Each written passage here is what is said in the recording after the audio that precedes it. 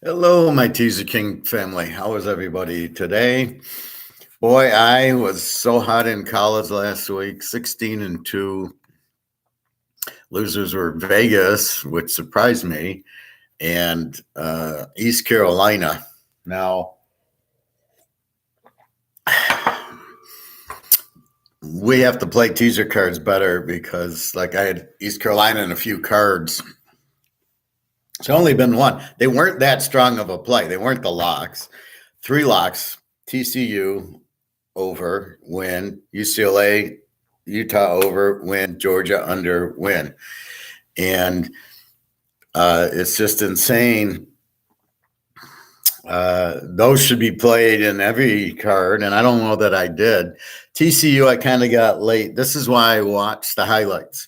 I hadn't really watched TCU Oklahoma, and I watched the highlights, and TCU is so impressive offensively.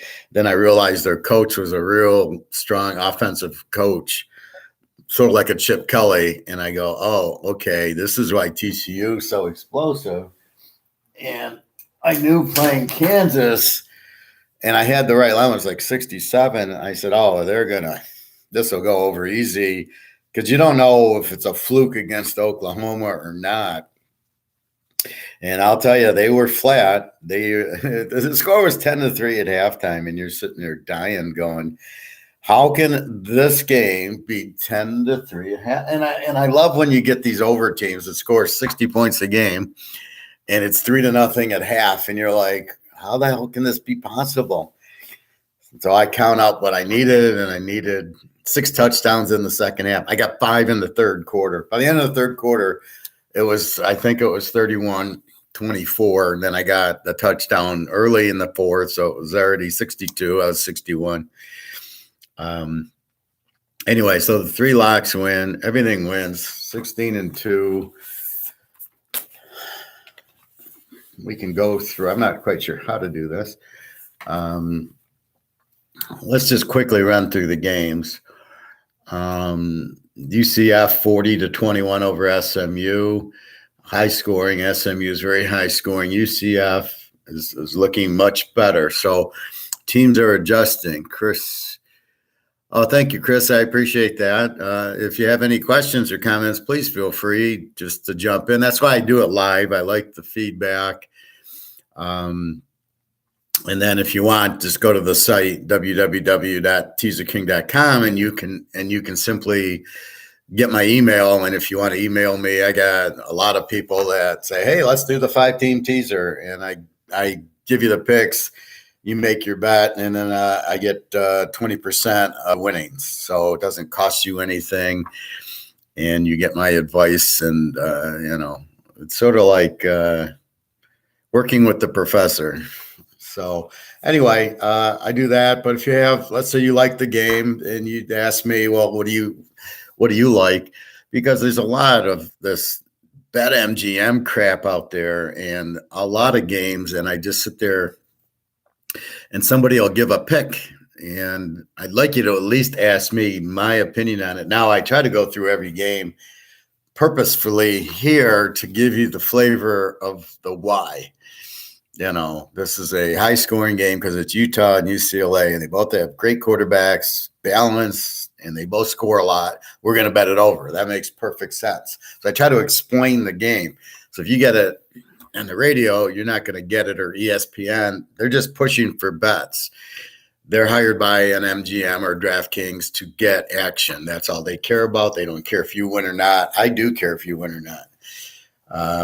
Anyway, so thank you, and please feel free. So let's look at this. Nebraska-Rutgers. Nebraska wins 14-13. Nebraska I have as an over team, so I'm really struggling with, like, Rutgers is an under team. So as I said, which way do you go on it? And sometimes you go over on it, sometimes you go under on it.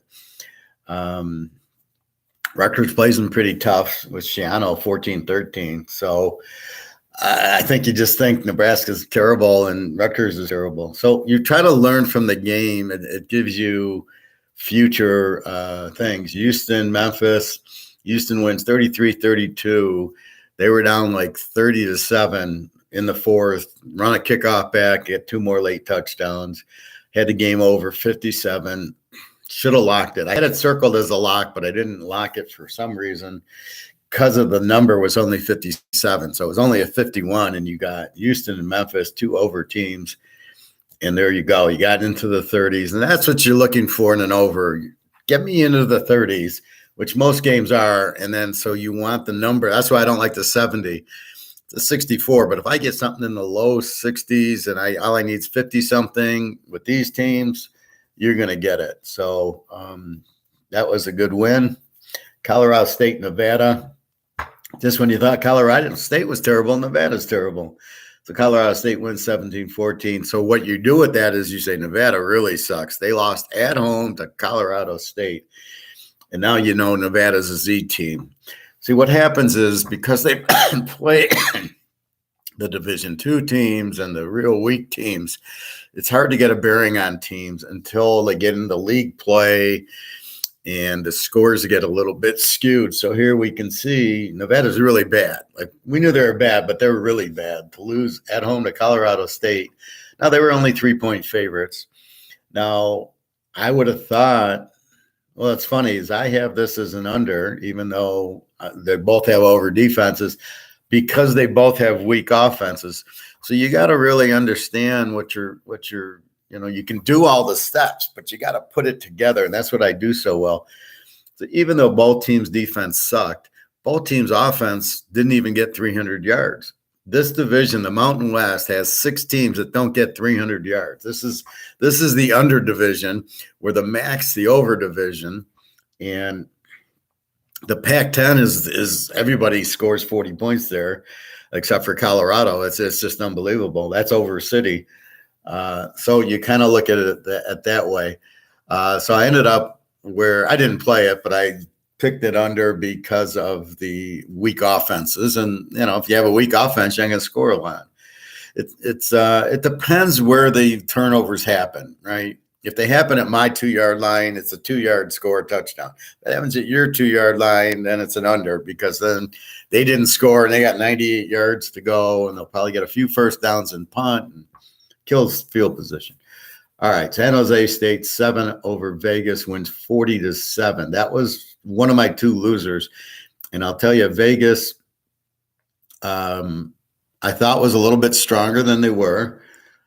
But I won't make this mistake again. I'll lay away from Vegas now, but I think San Jose State is really good. They got the quarterback from Hawaii. He transferred when Hawaii switched coaches, and he's starting to look. They blew out Eastern Michigan, and now they blew out Vegas, which is a good win. This week they got Fresno State, who is injured and looks terrible.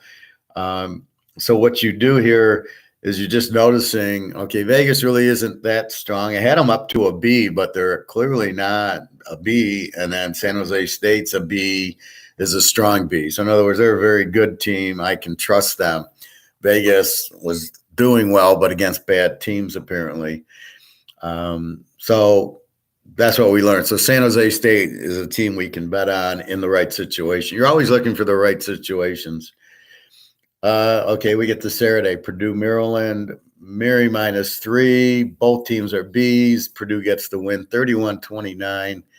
Purdue, very live dog. O'Connell, the quarterback, is back. So he's playing, and you can see the difference. And they're scoring 31. Maryland never really has a great defense. And that's why like an explosive offense will keep the game close. And they actually got the win there. So I'm not sure how strong Purdue is, but I know Maryland isn't that strong, which then takes me to Michigan going, they had trouble with Maryland.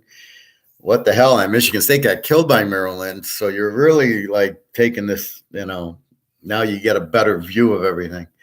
Florida State, NC State an A team. Now the quarterback got banged up in the game because I see he's questionable this week.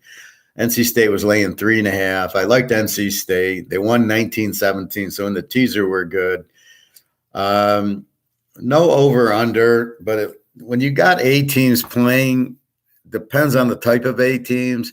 But in these, there was an under. Florida State didn't score on Wake Forest. How are they going to score here? They don't score in NC State with a very good defense. They were a little flat from the Clemson, but the quarterback gets injured, so I'm not sure what that's about. But we'll see if he plays. Louisville, Virginia. Louisville killed them, which is a good sign because Virginia's got a good defense. I thought I'd like the dog, but then Louisville went to -3 to -1. So money went on Virginia. Again, Louisville, you never know. Virginia's a weak team. They don't score a lot, but they have a good defense. And they didn't score a lot here, 17. Clemson, BC, Clemson -17. BC's been weak all year, not scoring a lot. Clemson beats them 31-3.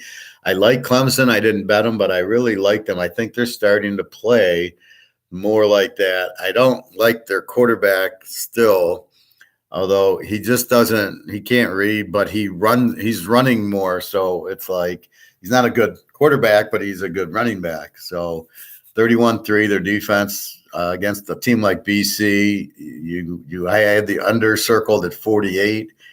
Probably should have been another strong play on the under here because BC doesn't score. Clemson with the good defense. I lost a 10-teamer yesterday because of San Francisco. I had them under 45.5 for the 10th team. I hit everything else. Hit them with Tampa, hit them with Dallas, and then I got San Francisco, and they go over. I couldn't believe it, and it's because Carolina has the ball at their own 5 late in the fourth quarter. Instead of punting, they go for it on 4th and 10 at their own 5, and you're like, what the fuck's this league turning into? You got to punt that ball. You don't go for it at your own 5. That's why these coaches all suck. So my buddy goes, well, we lost because we underestimated Carolina's offense. I said, no, I expected San Francisco to shut them out. So 37-0, still under 45. But if they don't do that, if they punt the ball, Frisco just gets 2 first downs and runs the clock out because there's like 4 minutes left. So they would have done that. It was just unbelievable. Just idiot coaching going for they keep going on 4th down like it's a given. And even when you get it, it doesn't mean anything. Kick your field goal and go back and play. I don't understand the going for 4th. Like they almost go like it's a 90% thing, and it's probably under 30%. I mean, it's a very hard. The other team, and the other part that nobody's getting is the momentum switch to the team that stopped you.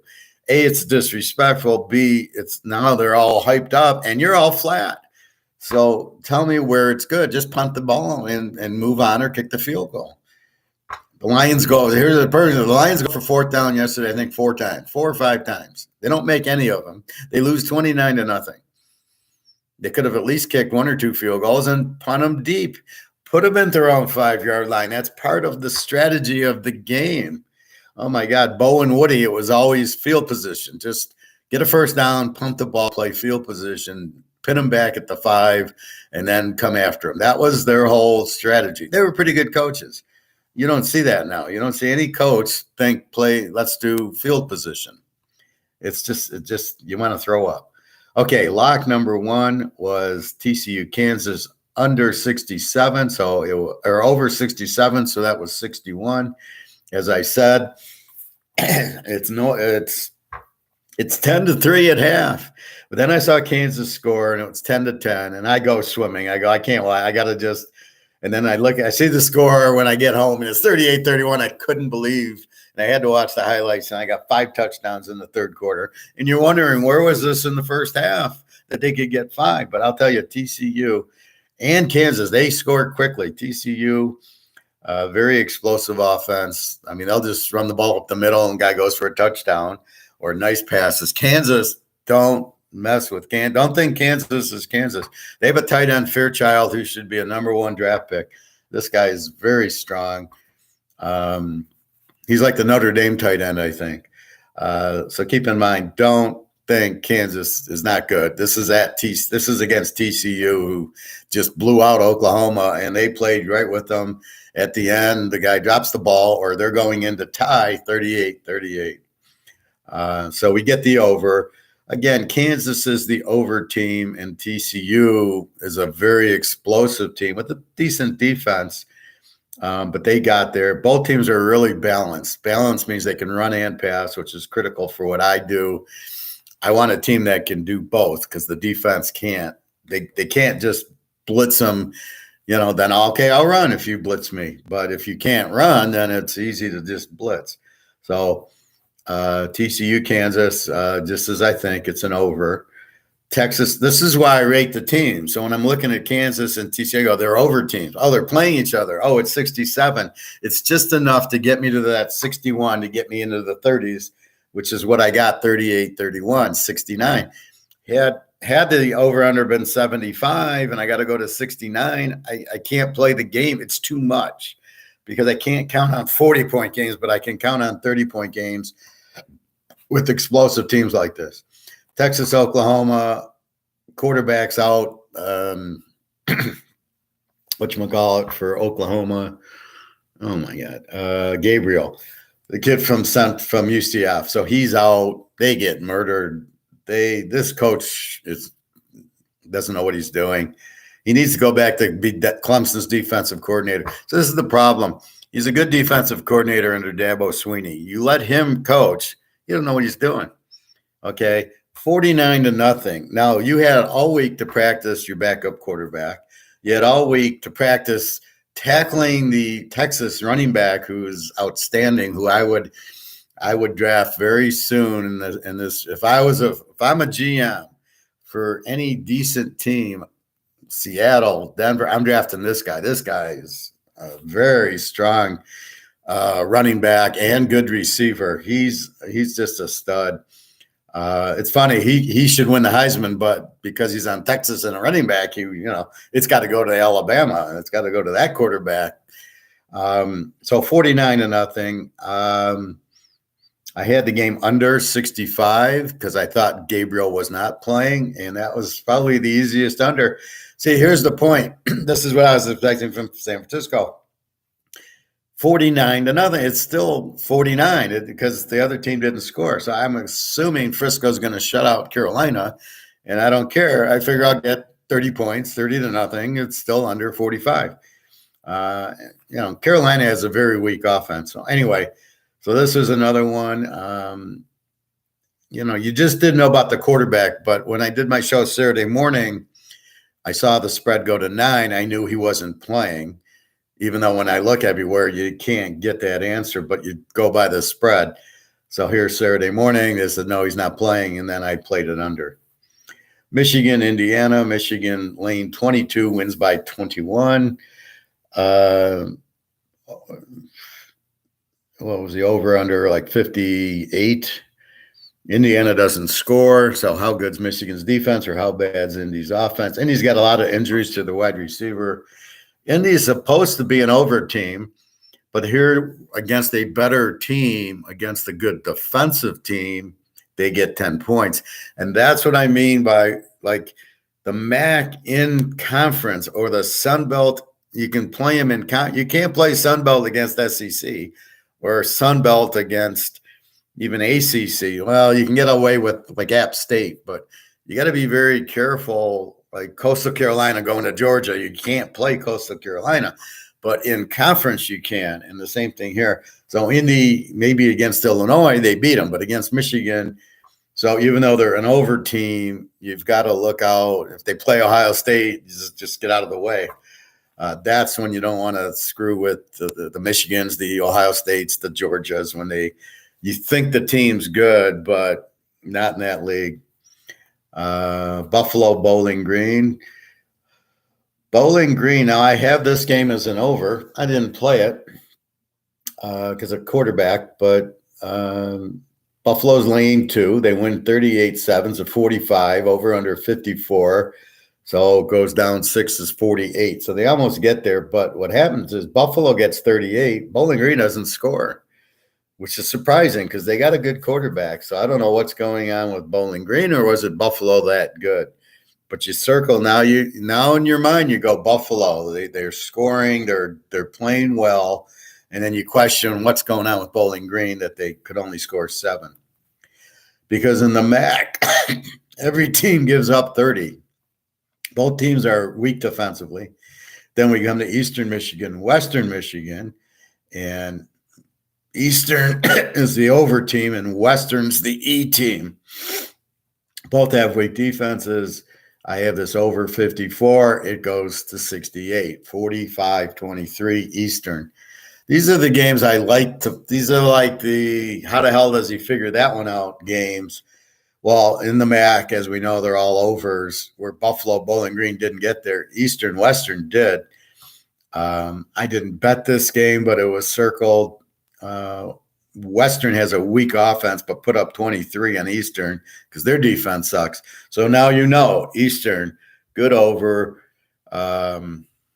Western's kind of weak. This was at home. Western was actually laying 6. Now here's where my line comes in. I got Eastern -3. They're the better team. The spread comes out Western -6, and you're like, why?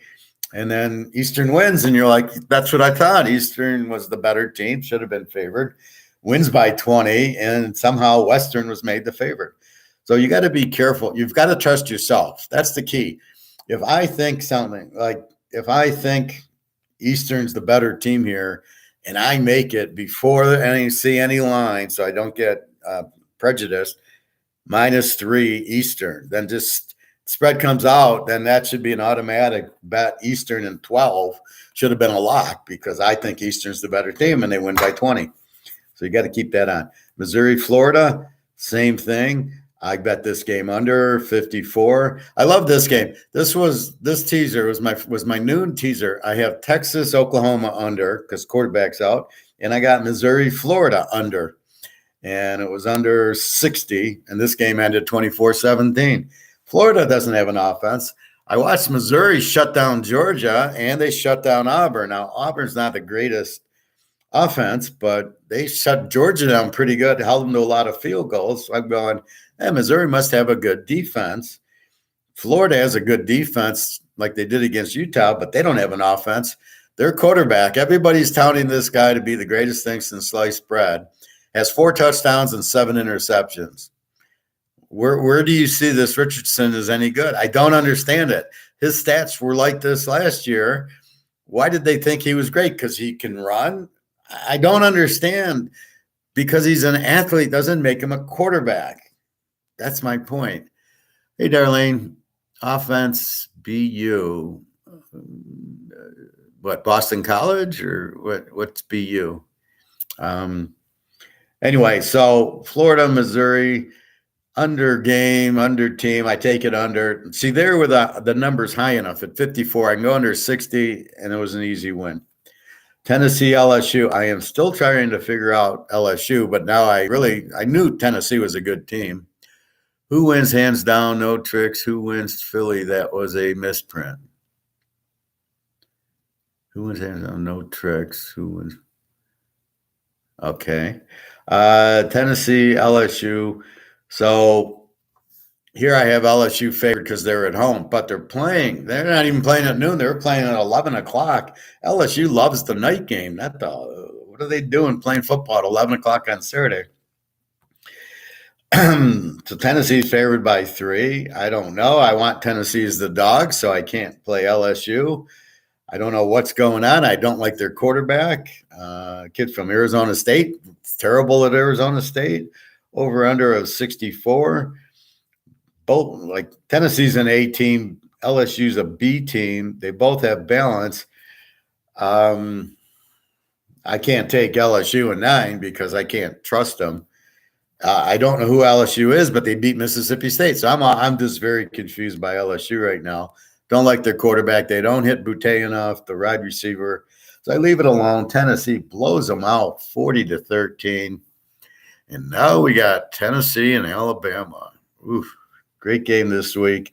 Watch the injury. If the normal quarterback for Alabama plays and he's fairly healthy, this is an over by a mile. If he doesn't play, at this point, Tennessee's getting 7. This is Tennessee in 13 by a mile. Tennessee wins the game if the backup plays. If Young plays, this goes over because he'll get the the points, but Tennessee will light them up. Tennessee lights up LSU, who's been playing good defense. I mean, they're an under defensive team. They've got, the athletes, and Brian Kelly usually has a good defense. So they light up, they put 40 on LSU. They're going to be sky high for Alabama. That's all I can say. Arkansas, Mississippi State. Again, this is one that I love the over if Jefferson plays. If he doesn't, I love Mississippi State. Well, the spread goes from 6-10. I know Jefferson's out. He didn't play. He's listed as questionable this week with the head injury. They win 40-17. The over went from 61 to 55. I still like the over. Now it's 49. Mississippi State is going to light it up. Arkansas doesn't look good defensively. Alabama torched them. And so I'm thinking this game now is as a Mississippi State play and an over because it went down, and they win 40-17. So they get to 57. They give me my over, and Mississippi State without Jefferson minus the 10 then covers. But again, if Jefferson plays, it's a whole different team. He's the arc quarterback, very good quarterback. So without him, the backup's just not good. And this is why you've got to look for the quarterback injuries. Look at Alabama. They sucked without their quarterback. Darlene. That was a mess for it, the words that sometimes when you speak, my phone speaks, I can't read. So I have to talk into my phone. So that was just who wins, Philadelphia or Dallas? Oh, okay. Now I understand. Where is the Yankees' chances to win the World Series? I don't think it's that very good because I still believe a team who won the Flash, I can't think of her name, Atlanta Braves, I think. Well, the Yankees, didn't they just sit out their reliever, the real good 100-mile-an-hour one? I don't know. Teams you got to win with defense and pitching. So I don't think the Yankees are going to win the series. I like Houston because they got Verlander. Who wins Philly at Dallas? I don't know. I haven't analyzed it yet. I would think it's Dallas. I'm going to just keep betting them under. They're incredible. I was shocked the Niner game didn't stay under, but Dallas, they were good boys yesterday, 22-10. I had them locked under in that one. So we'll get to that in a minute. Akron, Ohio minus 10.5. Akron's the Z team. Ohio's a pretty good. Now here, both teams suck on defense, give up over 30, and that's exactly what you got. The question is, what is Akron going to do? But Ohio's so bad that Akron got 34 on them. So they win 55-34, cover the 10, and easily go over. There's something about the Z teams when they get into they'll either not score at all or they'll score a lot.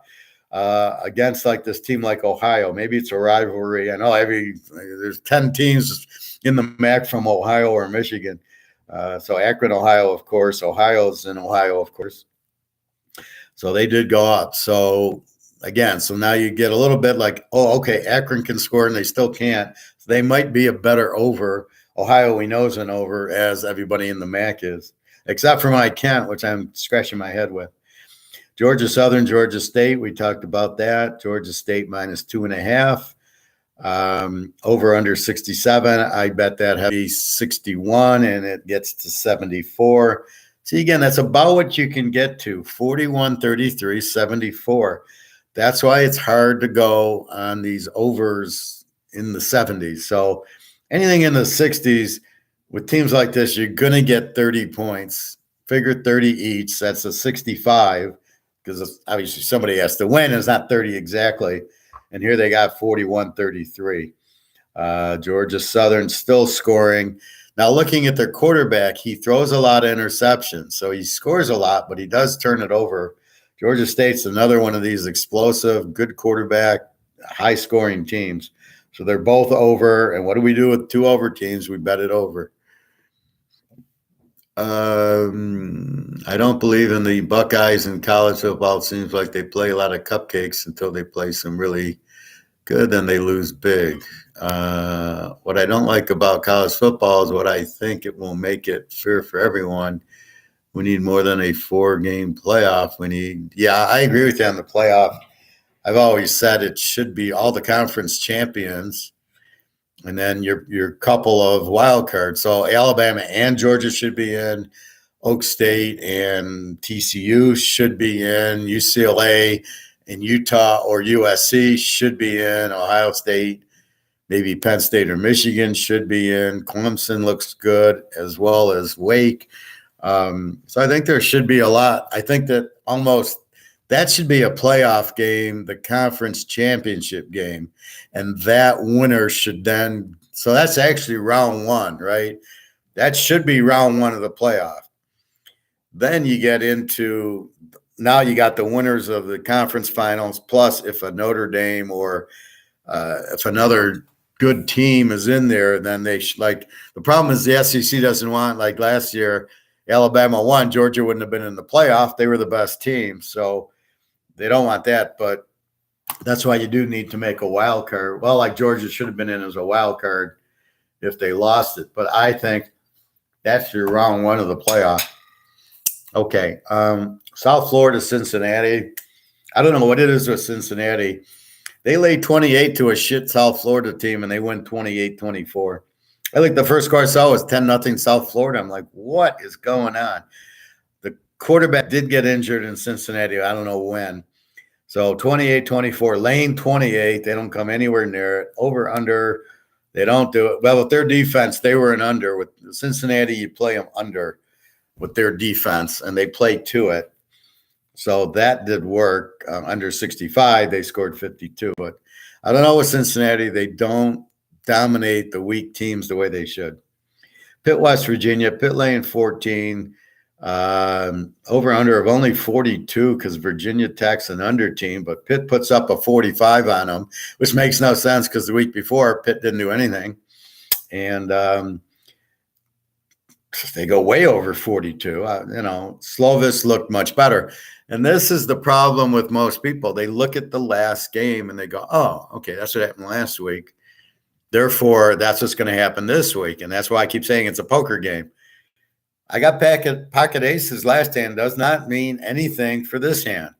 I could get 3-7 offsuit because I got aces last hand. Doesn't mean I'm getting aces this hand. And that's the thing with football. It's always you kind of look at, like, Texas played Oklahoma, wins 49-0. They are going to be a little flat in the beginning because there's no way they can possibly get high again against Oklahoma. And that's what like Oklahoma State played Baylor and beat them. They were flat the first half. They were losing to Texas Tech. Then they turned it on. So that's what you get. That's why you look at the last week is for an emotional, or like Tampa Bay off of 2 losses. That was a lock. That was your free pick. Easy winner. Should have been easier. Atlanta came back at the end to make it a little bit nerving. And then again, 4th and goal at the 2 early in the game, and Tampa's fucking around, going for it and not getting it. Another time you don't get it. Where's the field goal, man? Take the 3-0 lead. These coaches, you wonder why there's so many bad coaches and so many that get fired. They don't know how to coach. It's almost like I don't believe these coaches know how to coach anymore. I believe all they do is look at analytics and go, what should I should go for 2. I should go for it on 4th down every time. Look at the Lions coach. They went for it for 4th down 5 times. They didn't make any. You think it's going to start sinking in. These aren't really easy to make. I should probably punt the ball and take my chance. I mean, it's just because they just don't get the emotion. So I don't even think these are real coaches. I think they just look at the analytics. Oh, it's 3rd and 6. I should run this play. Oh, it's this. I'm down. The one I'm really freaking out about is somebody's down like 21-7. They score a touchdown. So now you kick the extra points, 21-14, then you tie it up, go to overtime. No, they go for 2. What are you doing? Go for 2. Go for 1. Get down 7. And then if you want at the end, go for 2. But that's stupid because you've got the tie. What are you doing? Why are you going for 2 when you're down? You've just cut the lead from 14 to 8. And you go for what? If you don't make it, now you got to get the 2-point conversion to tie. If you just kick the extra point, then if you want at the end, then you can get the win with it. But if you miss, now you're screwed because you need the 2-point conversion just to get a tie out of it. Like, it's so stupid.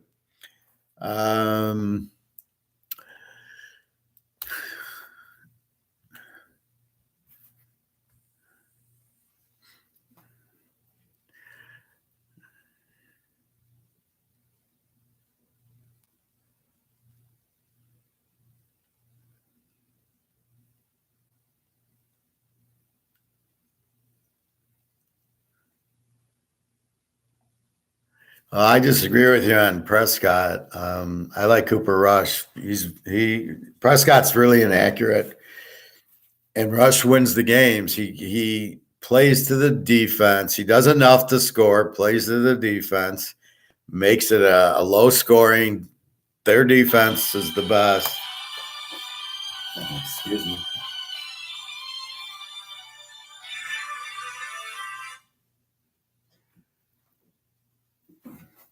Their defense is the best. So if you want to win, then keep Cooper Rush in there. Prescott doesn't win. Too many turnovers. All right, Texas Tech, Oak State. Clearly an over. Oak State's an over. Texas Tech's an A team, but they score a lot. Over-under was 67, so I needed 61. And I got 72. Again, 40, 30, 70 points. That's what you're shooting for. So with games like Texas Tech, they can score on anybody, but they don't have a defense. And Oak State started flat in the game and then came on. I have this game over 61. I get to 72. Not a problem. Wisconsin Northwestern. Wisconsin lane 10 wins 42-7. Get a bunch of turnovers. They either get turnovers and really kill, or they don't do anything. Northwestern is under. So this was 45, 10.5, 45. I go under 51, and I was like, okay, stop scoring, Wisconsin. So they get up 42-7. Win, put up a 49. It's an under. But that's what you get from Wisconsin. They don't have a quarterback, although he lit up Northwestern, and all you can do is take out a Northwestern as they suck, and they beat Nebraska. So I mean, they're just a terrible team for whatever reason. Probably a lot of injuries. So you bet against Northwestern, Wisconsin.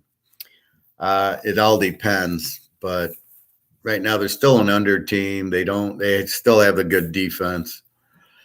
Toledo, Northern Illinois. Toledo is the class of the MAC. They were favored by 5.5. I think they have an under defense. Northern Illinois is over all the way, and the game goes 52-32, over under 59. Again, in the MAC, it's virtually 90% of the games go over just because they have weak defenses. Ball State Central. Now, Central is really confusing. They put up 44 in Oak State, and since then they haven't shown up offensively. Here they lose 17-16 to ball. Both teams are over teams. Oh, I have over circled at 63. I'm going to play it over, but I don't because the quarterback is a little banged up for Central, but he's still playing. But I just don't see. Here's where, even though they're an over team, they're not scoring. They beat Lehigh 38-0. They should have won by 60. So that's where you're confused by them. So I look at this as, ball Central should have been over, both over teams, both score in the 30s, give up in the 30s. And it was 17-16, which you can't explain. It wasn't raining here. So again, Central just isn't explosive. So you just stay away from Central. They're not playing well for whatever reason. Kent, Miami of Ohio. My Kent team is not scoring. They do cover. The over-under here was 57 because Miami of Ohio is more of an under team and their quarterback's out. So you almost can play Miami of Ohio under. Spread was 57. Kent was favored by 6. Miami of Ohio wins. So their backup quarterback must not be too bad. Kent is struggling. Even though they're very balanced, they're not winning and they're really not scoring what they should. So, again, Kent, I'm going to leave away from, even though I had them against Washington and got a win, and I thought they'd be explosive. And the quarterback looks fine. Running back keeps fumbling, but I don't know what's going on there. But they get a 51. Over under was 57 with a under team like Miami of Ohio. Utah UCLA, this was the lock, very easy. I went over under was 64, which is 58, which was a joke. It's almost like you want to put them in 2 or 3 teasers. I just put them in a big one with the other lock, Georgia. So 42-32 is 74, over under is 58. We're fine. Late in the third quarter, I think we get over. And there you go, 74. UCLA is a home dog. I like 2, but I see here's where I'm really becoming more advanced, where I would have taken UCLA as a home dog. I'm now looking at it better going, no, this is going to be high scoring because of the Washington game that was 40-32, and I get the same score here, 42-32. So I'm like, no, UCLA against a good offense is going to be high scoring. That's what it was. And they look pretty good, UCLA, but it's Utah. They're going to score on you. And it was just a matter of getting a good over at 64. I thought it was going to be 70. When I saw 64, I locked it immediately.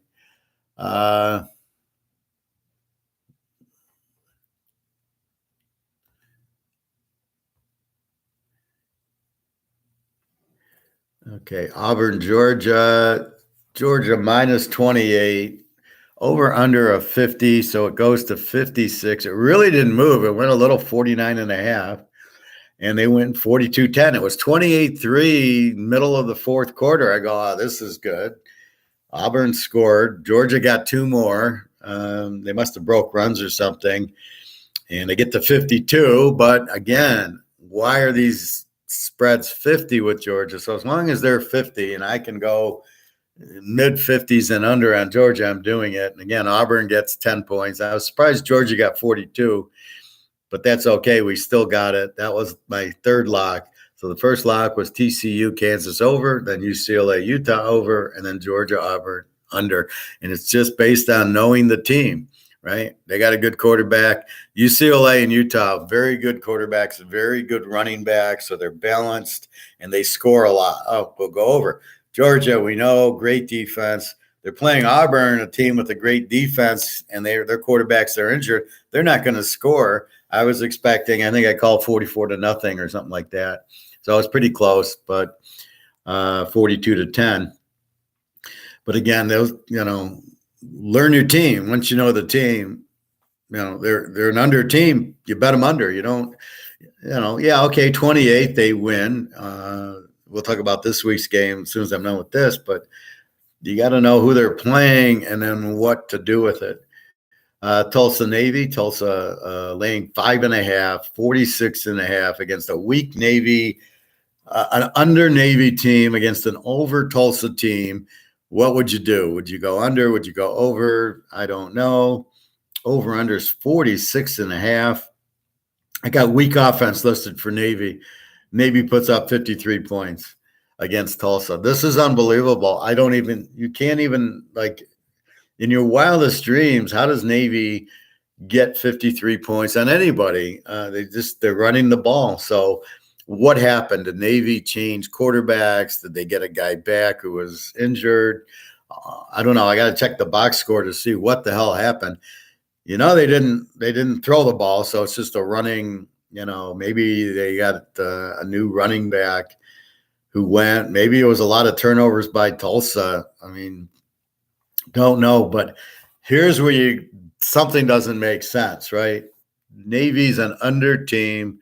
That means they score maybe 20 and they give up maybe 20. Their defense came up. Tulsa only got 21 on them, and Tulsa's explosive. But where the hell? Now, I know Tulsa's quarterback was questionable. So let's say he played and got hurt, and the backup threw four interceptions for pick sixes. Maybe that's what happened. But when you see this, that's when you check into it and going, well, how did they get 53? That really doesn't make any sense that a Navy who's scoring 20 a game puts up a 53. East Car Tulane. This was my only other loser, my second loser. So I lost Vegas. I lost this. Tulane, an A team. East Car, a fake A team. They're like a B team.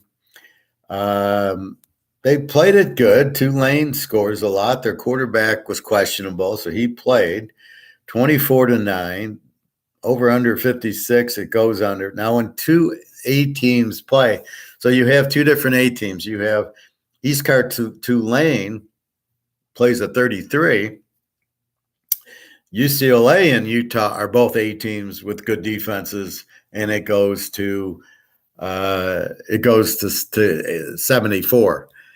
So you can't just say an A team again if it's an explosive A team versus here, East Car Tulane, it's 24-9. East Car was driving at the end, going to cover. I lost 3 tickets on this. I hit everything else because I hit all the college. I hit everything. One loser, East Car, and it was like, I can't believe, there was so many other plays. Why would I have East Car in 3 tickets? 1 ticket's okay, but the other 2 should never have seen East Car. Who plays Monday night and who wins? Give me a lot. Cooper Rush hasn't even paid about 30 points in any game. He's under 20 in a game. That's not enough. Well, they scored 22 yesterday. But Prescott turns the ball over a lot. So it's not what I want from my quarterback is a lot of turnovers when I have a defense like Dallas. See, and the same thing with the Niners. I just want a quarterback who's not going to turn the ball over. You want to play to your strength, and your strength is your defense. So I just want a quarterback who's going to run the ball, make smart decisions, not turn the ball over. I don't care. They beat the Rams 22-10. What's wrong with that? The Rams got 10 points.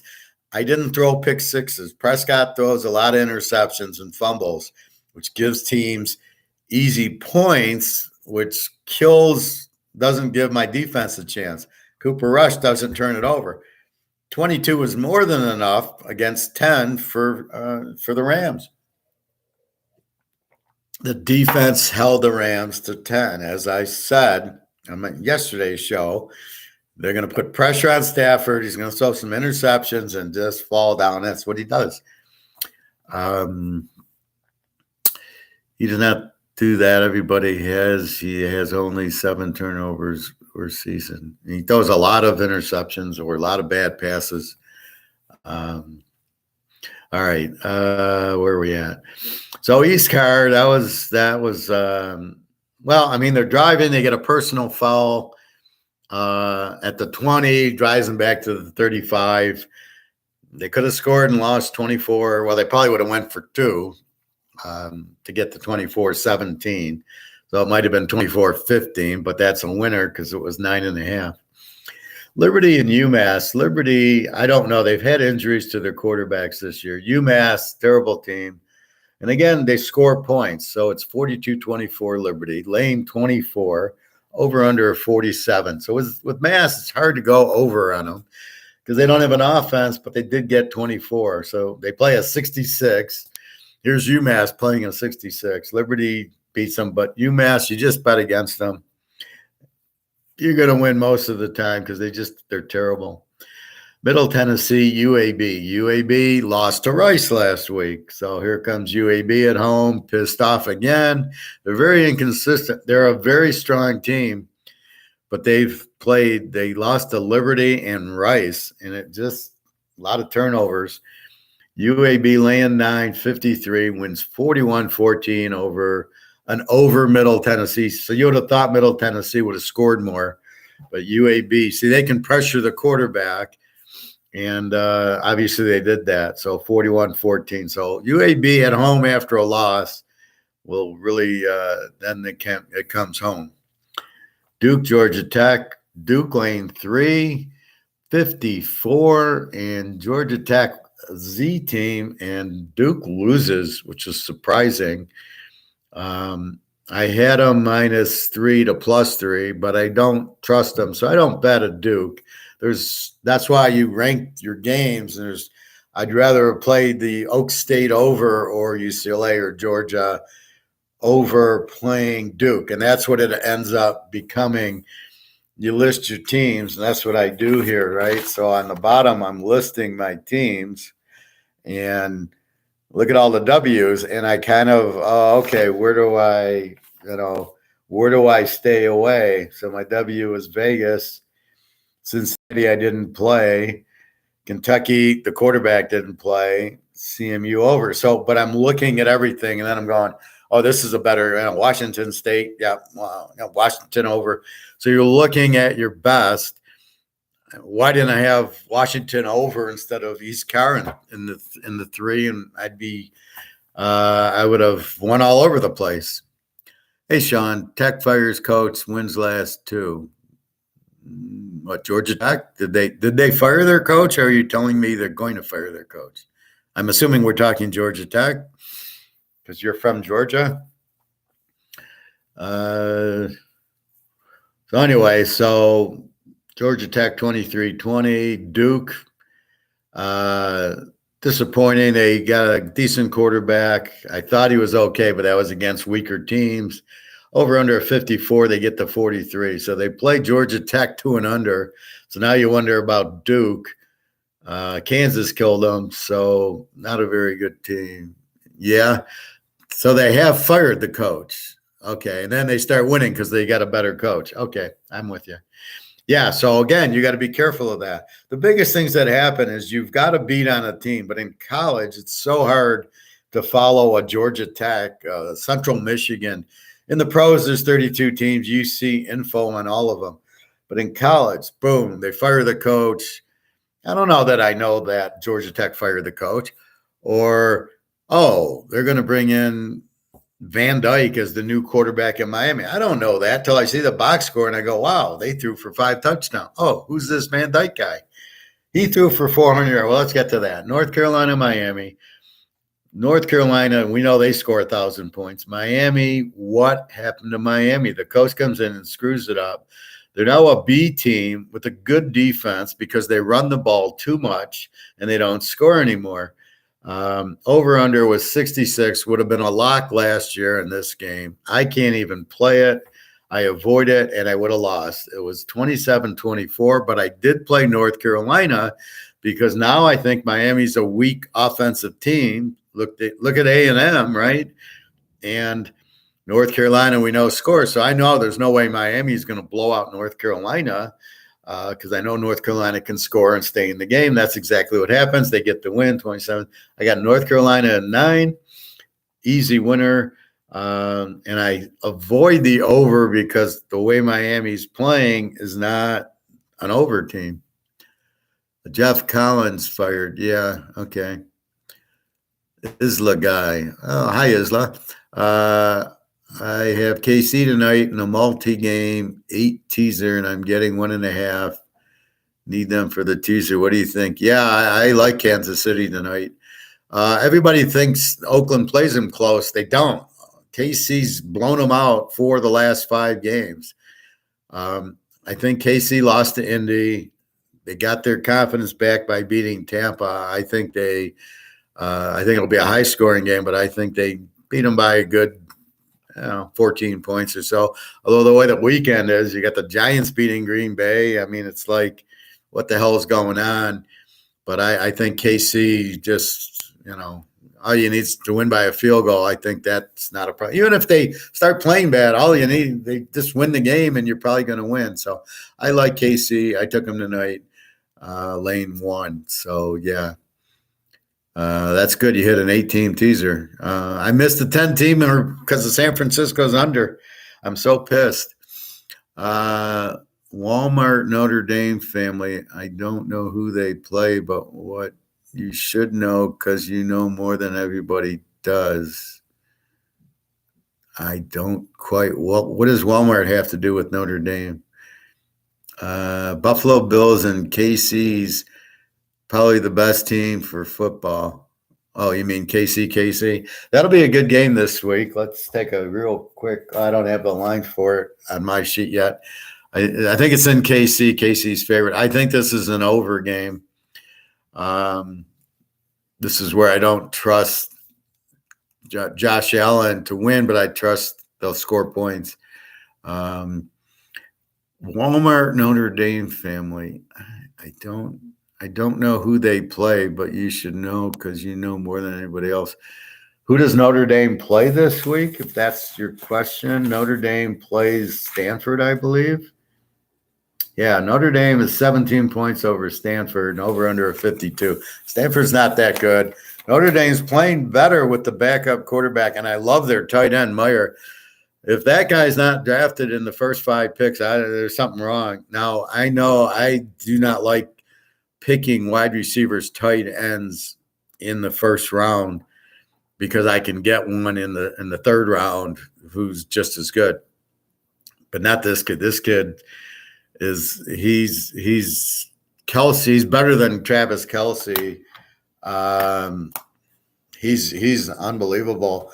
Very athletic. He's a guy I would take. And the reason I would take him is as the games changed where they're putting faster guys in the secondary and none of them can tackle, you put a big guy like this guy and good luck defending. Who's going to stop him? What, your cornerback? He'll eat the cornerback up. He'll just pick him up and carry him for a touchdown. This guy's unbelievable. This guy is very strong. They'll have a field day with Stanford. Crazy weekend. If I am not wrong, I think it would be Casey's first win at home this year. Will I feel better being on the same side? Thanks.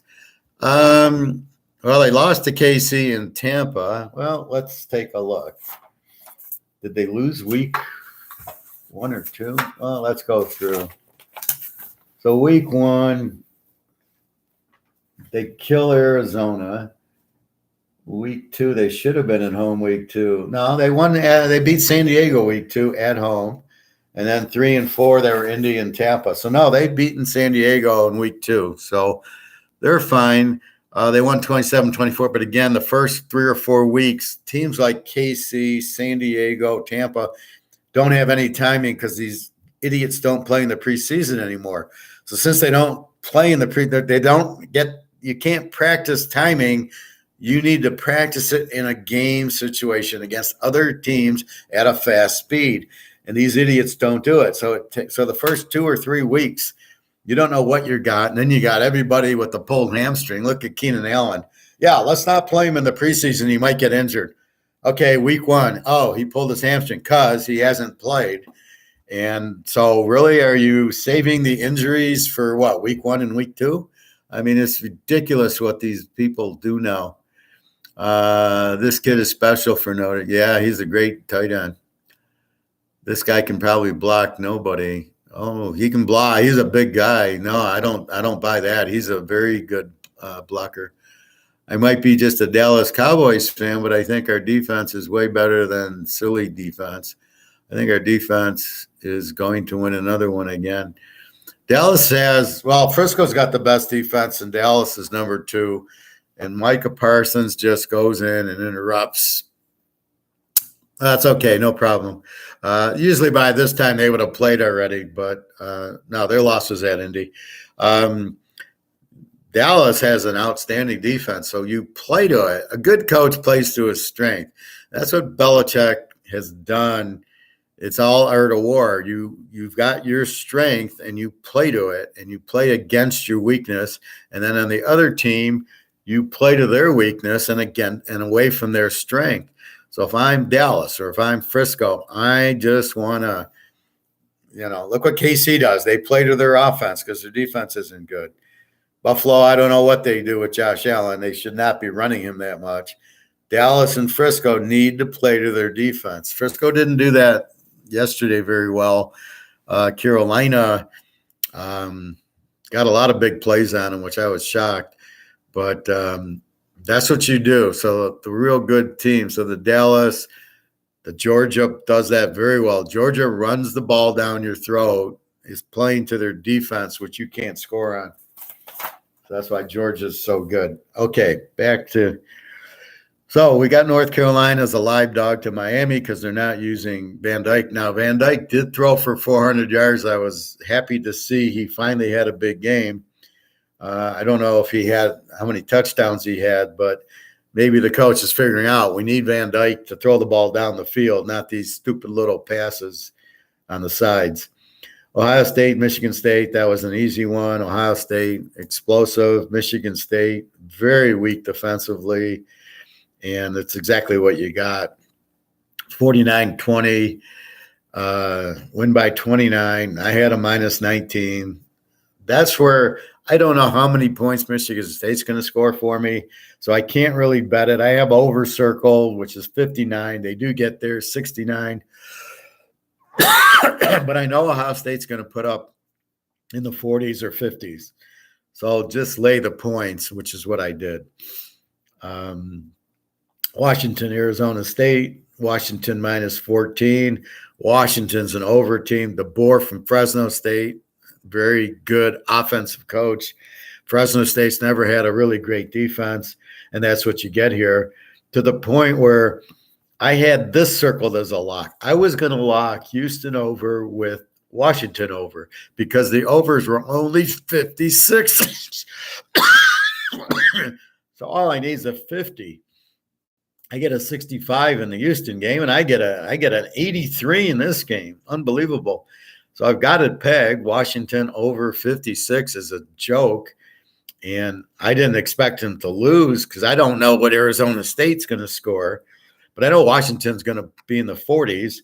And I figure all I need is 51. I need 14 points from Arizona. I get 45 points from Arizona State.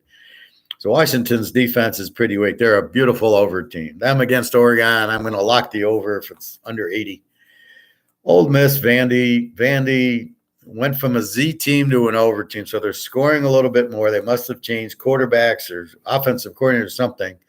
Ole Miss is they got Dart from USC, very good quarterback.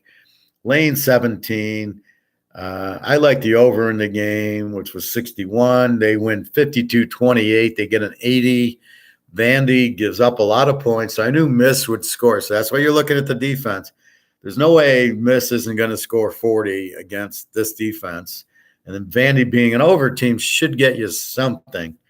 You only needed 55. This was a joke over. I didn't play it, but I didn't lock it. But I missed it. I mean, now that you see the score, you missed it. But, we're trying to get the feel of Vandy. So if they scored on Mississippi, they'll score on most teams.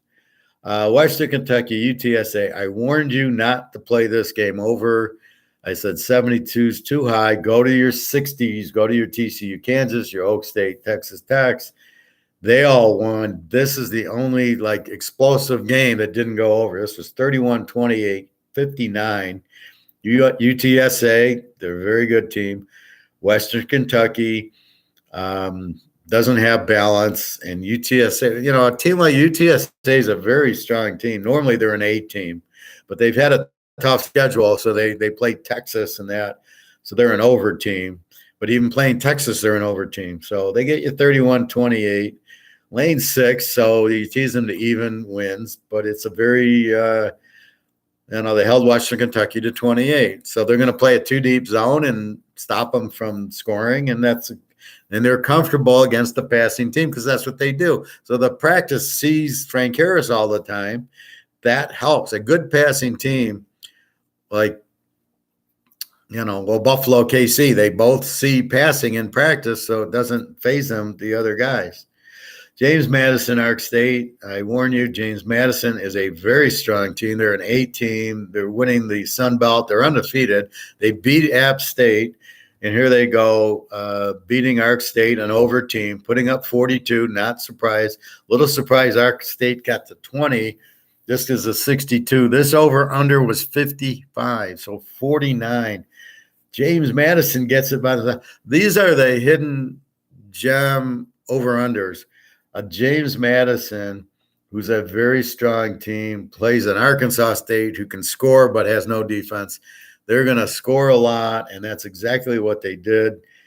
And you're looking at the points. This should have been a 70, is a 55. That's the key to it. So I missed locking this game over, but it's in the mind because James Madison, this is their first year, but they look like a very strong team. Their quarterback hasn't thrown an interception yet. He's like 15-0. So that's what you got there.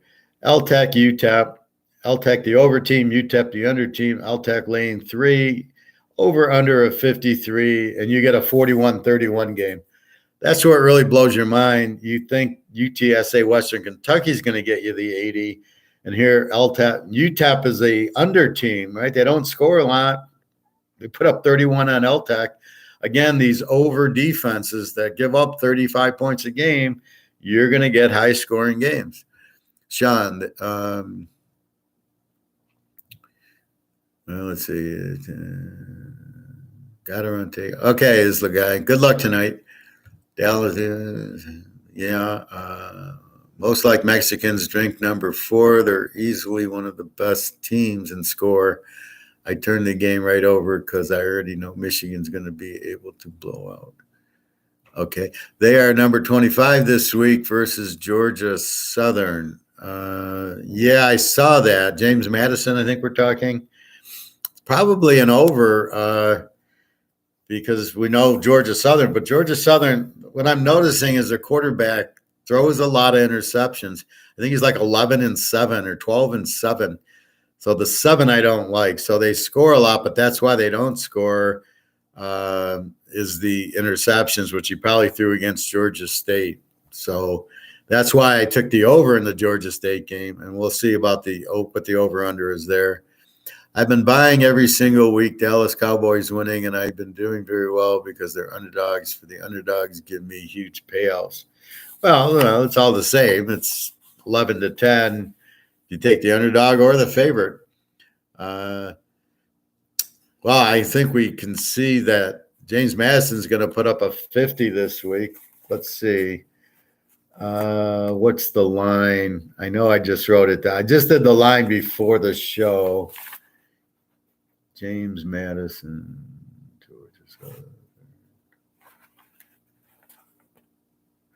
See, on Monday, I don't – there's so many games, I don't know where they are yet. By Friday, I know exactly where every team is in their place. There it is. They're only 10-point favorites, over under a 63. I think I like James Madison -4 here. Do I like the over 63 down to over 57? Possibly. I think that gets there too. James Madison only laying 4. I'll go enjoy. Yeah, that'd be a nice game. See James Madison. You can scout James Madison for us. But I'd probably lay 4 with James Madison. I don't think Georgia Southern's going to win the game. All right, Air Force, Utah State. What is wrong with Air Force? Very strong team, barely beat Navy. And now they lose to Utah State. Utah State, as we're talking, has changed their quarterback. So now Utah State is a whole different team, and they're scoring more with the new quarterback. Now their coach is the old Arkansas State coach who was an overcoach who would light it up with Arkansas State. So with that being said, now they're starting to play more Arkansas State ball. Air Force, I don't know I think there's some injuries to them. They lose 34-27. Utah State I have as a Z team. Now this is where the early schedule messes you up a little. I don't bet Air Force. I circle them to bet them, but I don't bet them. I got to lay 10. I got to lay 4, and they don't even win the game. That's very unusual. Utah State, they played BYU well, so now they're starting to play well. It's funny when a Utah State plays BYU, you're like, what's wrong with BYU? And it's like, well, Utah State, give them credit. Just like Washington State, give them credit. So 34-27. Now we got to look at Utah State a whole lot differently. Now they beat Air Force. So they're a live dog. I don't know if they're a live favorite, but again, over under 55. Again, these mid-50s, here you go again. What is it? 61 in the mid-50s. And Air Force, who's supposed to be a good defensive team, gives up 34. Now you got to look at Utah State as more. They're not a Z anymore. They're either a W or an over team. probably more of an over team, but because they switched quarterbacks, they're doing a Van Dyke, and therefore now with the new quarterback, they're a much better team. That's what Miami and Utah did last year. Wyoming 3.5 over New Mexico. This is an under team. New Mexico is one of the best defenses and terrible offense. Over under was 36.5. I liked the game under. Both offenses were terribly weak. The New Mexico defense is better, and it was 27-14, a 41. The under wins. How Wyoming got 27, I don't know. There's probably a turnover in there, but New Mexico is an under team. They're like Iowa. They're just very strong defensive team and no offense. App State, Texas State. You would have thought App State laying 19 would beat Texas State, and Texas State, who is an under team, they don't even score. They win 36-24. I don't know how you explain that. It was at home. App State clearly not motivated, and 36-24 Texas State. So now you've got, is App State, did they turn it over a lot? Punt returns? Is Texas State get a whole lot better in a week? You don't know. Now you got to watch, is Texas State on a roll, or did App State just, now we know App State beat Texas A&M. How do you beat Texas A&M and lose to Texas State? It's impossible. So anyway, it just shows it's bad coaching because they're able to get up for A&M. If they played at that level, they're not going to lose to Texas State. So we got to keep our eye on, is Texas State really this strong offensive team, or was it a fluke? Because they're an under team. They don't score. Now they get 36. And then what happened to App State? Maybe the James Madison loss really took its toll on them, because now they can't. They're like, we're trying to win the conference. We lost to James Madison. They're not going to lose. They got to lose twice. And so maybe they just are falling into the, we can't win our division. Southern Miss, Troy laying 6.5. Troy's an under team who played App State, was it App State? Yeah, App State needed the Hail Mary on them. Southern Miss played Miami good for a half and then got beaten. And Southern Miss I have them as a B team, I think. Troy beats them 27-10. Both teams are under teams. That's a normal. You get the under 44, and it goes under 50, and it's 37. So that's what you would expect. Keep your eye on Troy as an under, like we keep our eye on Illinois and Wisconsin and Iowa, New Mexico. These are your under teams. These are what you want to look for, the right matchup to go under on them. Connecticut, Florida International. Connecticut's favored by 5 at Florida International, wins 33-12. So now Connecticut's scoring. Now I know they got Jim Mora Jr. as the coach, so maybe they're actually, with the new coach comes a better system, comes a better team. They beat somebody else the week before. They beat Fresno State. Now they beat Florida International. They're not a Z team anymore. Now they maybe are a W, which is weak but not that weak, or even an even team. They got an over defense, but Florida International only got 12 points. So, again, this is a 45 over under 46. Florida International I have as a weak team, weak offense, Z team, and they look like it, right? 12. You only scored 12 points on Connecticut. What are you going to do against a good team? So we're betting against Florida International. Connecticut, we're not going to treat as a Z team anymore. So we're trying to learn the teams.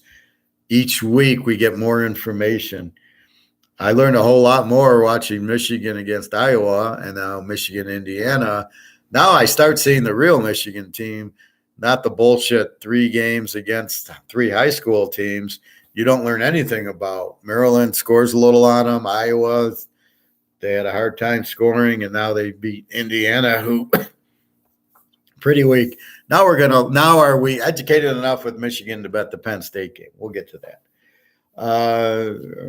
Army Wake looks incredible with Hartman. Army just is not good this year. Wake laying 17. I got Wake circled. I don't play it. Over 66. I can't go over 66 in an Army game. 45 to 10's a 55. They don't hit the over, but Wake kills them. They played them last year, so they got used to their offense, and they couldn't stop Wake last year. And Hartman, and there you go. So Wake really put it to him. So Wake's very live right now with Hartman playing. Hartman was out a few weeks, I guess, with an illness. So now that Hartman's back, he's like, okay, he's on fire. App State was absolutely flat, unmotivated. Well, you lose to Texas State, I'd say. I hope that's the reason. Yeah, I know you're in Georgia somewhere. Cooper Russ going to pull a whole lot more, and they only played in 5 games. I like Cooper Russ. I don't know what else to tell you, Darlene. He's a perfect quarterback for that defense. So he's like Andy Dalton. He won't turn the ball over. He's a good quarterback. I liked Andy Dalton. I don't know why Dallas let him go. And again, I'm not a Dak Prescott fan. So it's these guys that turn the ball over. You can't turn the ball over. That's the key to it. Let your defense win the games. And if you don't have a defense, then you're the Detroit Lions. Kansas State, Iowa State, under team Iowa State. Kansas State is an A team, so they got a good defense, but they don't have a quarterback. They just run the ball. You're not going to run on Iowa State. You saw the Kansas score 14-11. Now you understand the Kansas score a lot more because Kansas just gave TCU all they wanted. Now you see how strong Iowa State's defense is. You add them to the under list. I have the game under 45.5, under 51.5, and the score is 10-9. I got a winner there. That one I did play. Should have played that in more tickets instead of freaking East Carolina. So that's probably the most frustrating part about what I do. I go 17-2, 16-2, and how do I get a loser that's not even a lock, killing a 10-team teaser, and I got the other 9? How does that happen? I could have picked all these other games that all won, and I end up with with East Car, and East Car loses. Like why couldn't East Car also have won? Anyway, so Iowa State easy under 10-9. Kansas State wins, but Iowa State plays. They play Dallas Cowboys. This is Dallas Cowboys football in college. Strong defense. We're going to run the ball, no turnovers, and just, and then that's exactly what they did, 10-9. Iowa, Illinois, the same thing. 200 teams playing over under of 37.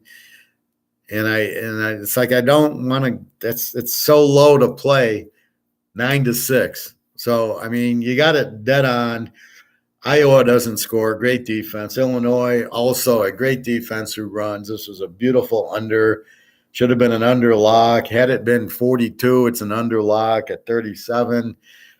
Is it too low to go? Well, apparently not, but you got what you thought, 9-6. Sometimes these under games, look at the Niners, Carolina. That was I was never so sure a game was going to go under as that one. Because Carolina doesn't have an offense. They don't score. Frisco's going to shut them out, and it's 45. And yet here the Iowa, Illinois, that's what I was worried about. Only 37, only 43, 9-6. Washington State SC, I call the upset. I don't get the upset, but I get the W. I go Washington State in 19. They lose 30-14. So the spread's 13-66. I tell you, do not go over with Washington State's defense. They don't go. They played under every game except for the one lock against Oregon. Unbelievable. But they do keep USC. They made them kick a lot of field goals. 30-14. A 44. USC's playing a 44. Washington State's defense is outstanding, especially in the red zone. It's very hard to score on them, score touchdowns on them. So USC 30-14. Again, a team like this with this kind of defense, you can't play it over. Even though you got USC, look what they did. They hold USC to 30, and that was with the field goal late in the game. They're 27. I don't know what happened to Washington State's offense. They have a good they were leading 14-10. So I don't know what happened. I noticing what's really like confusing to me, and I got to try to figure it. They go for the 4th downs, and they don't get it. And it's like, 4th and goal at the 2, kick the field goal. 4th and goal, you get the ball at the 22, 4th and 2, 4th and 3. Oh, no, they're going for it and they don't get it. Kick the field goal. I don't get how you don't kick the field goal when you're at the 20. There is no reward. You get the first down. You're still at the 18-yard. You're not scoring. I mean, you've just had 3 plays to get there, especially if it was 2nd and 1 and you get 3rd and 1 and then you get 4th and 1. You think you're going to make it when you just couldn't get there at on 2nd and 1 and 3rd and 1. You couldn't get there. You're going to get there on 4th and 1. Oh, what changed? What's the big thing? And it just pisses off the other team. It's disrespectful. And if you don't get it, it's a big boost. So kick your field goals. It just blows my mind how stupid these coaches are. Kentucky, South Carolina. Kentucky's quarterback did not play. Levis, they lose 24-14, mostly because they had no offense. Levis also runs. This is the problem with these running quarterbacks. So Gabriel, Oklahoma, got hurt running. Levis got hurt running. Alabama's quarterback got hurt running. You're the quarterback. You can't, if you do run, you got to slide. What does Russell Wilson do? What does Mahomes do? They slide. They don't take the hit. What does Josh Allen do? He runs into him like he's a fullback. Like, dude, you're going to get your knee torn up. And then what does Buffalo do without a quarterback? That's my number one bitch about the running quarterbacks who don't slide, who just take the hit. You can't be replaced. That's where the GM needs to get these running backs and let them hand the ball off. Look at Brady. What do you think you're running? He gives the ball to Fournette. He gets out of the way. That's why he's 45 and playing, because he doesn't get hurt, because he's not an idiot. Anyway, so Kentucky's guy's hurt. Is he playing this week? We'll see. Notre Dame, BYU. The switch went on. Notre Dame playing 4.5, 51. Don't know what to do. It goes over, and this was a game that you could tease. Any way you wanted to, it wins. BYU in 10 wins, Notre Dame wins, over wins, under wins. Game was in Vegas, which makes no sense. And I don't like that they're trying to promote so much gambling in it. It's suspect enough that the games are legit, and now you're adding all this gambling to it when it's not. You don't associate it with your Alex Karras and Paul Hornung were kicked out of the league for a couple of years for gambling, and now you have it. They're all associated with DraftKings, really, and all the games are fixed. Like, what the hell are you doing?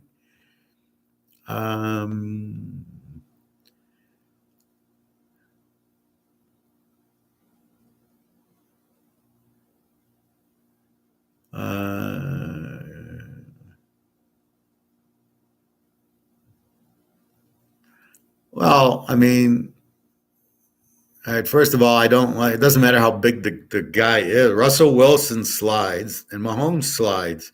They're big guy. Russell Wilson's a big guy, but he doesn't want to get hurt.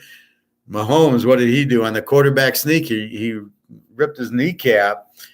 So he doesn't want to run. Josh Allen should be. I don't care that they run. They got to slide. You don't run into people. This is football. You're running into big, fast people. You're running into a wall. You're going to get hurt. Barry Sanders, Emmitt Smith, all these guys get hurt. You don't want to run into it. You take your guards, you slide. You avoid the hits. That's the point of, because football is such a contact sport. Tom Brady's like Joe Montana. I mean, Joe Montana's a pocket pad. Joe Montana would run to the side on designed plays. He'd run once in a blue moon. Remember, Marino never ran. Elway ran too much and got hurt.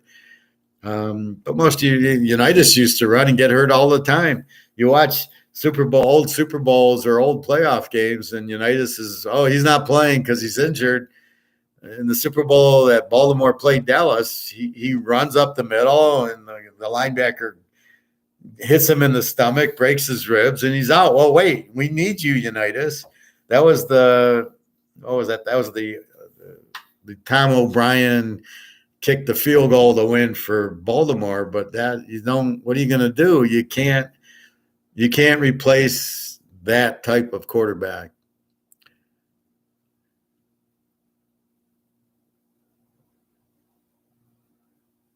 Well, that's not true. Tom Brady can run, but Mahomes is a pocket passer. Aaron Rodgers is a pocket passer. Russell Wilson's a pocket passer.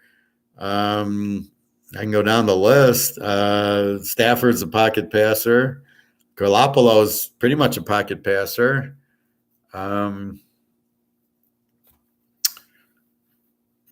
Joe Burrow is a pocket passer. So most of these guys are pocket passers that if it really breaks down, they run, but they're not looking to run, and they're certainly sliding. They're not.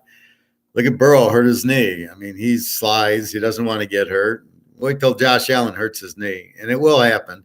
He's going to get a hit, and they're going to take him out because that's what they like to do, get the guy out. But it's not a 70s, 80s, 90s, anything like that. It's got nothing to do with that.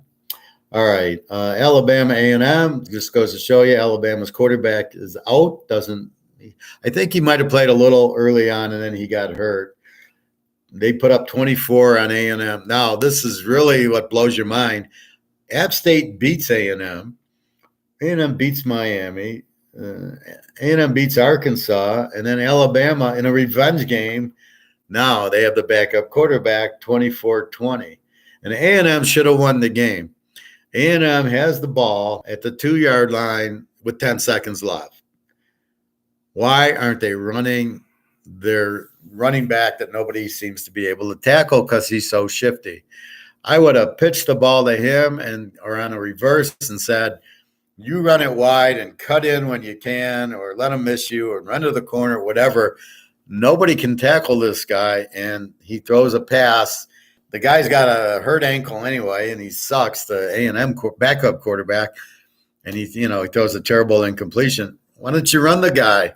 It's 2 yards. Run the freaking guy. Nobody can tackle him. So I was a little bit disappointed of A&M's choice at the end. I would have definitely got the ball in the hands of your best player, and 24-20. So is this A&M's defense stopping them? We know A&M has no offense. So is A&M? No, the backup quarterback wasn't that good. So now it gets to the Tennessee game. So we see this. If Alabama's backup quarterback's in, we love Tennessee. If Alabama's regular quarterback can play, we love the over. Tennessee's going to – A&M got 20 points on this team, okay? Tennessee is going to get a 30 on them. The question will be, will Alabama get a 30 if they have their quarterback? Yes. If they don't, they're going to lose the game, and they know it. And let's look at the line here. Alabama's 7.5-point favorite, 65. That tells me they expect the quarter. Well, I don't know. The over-under expects the quarterback to play. The 7.5, I have 14 if their starter plays. So 7.5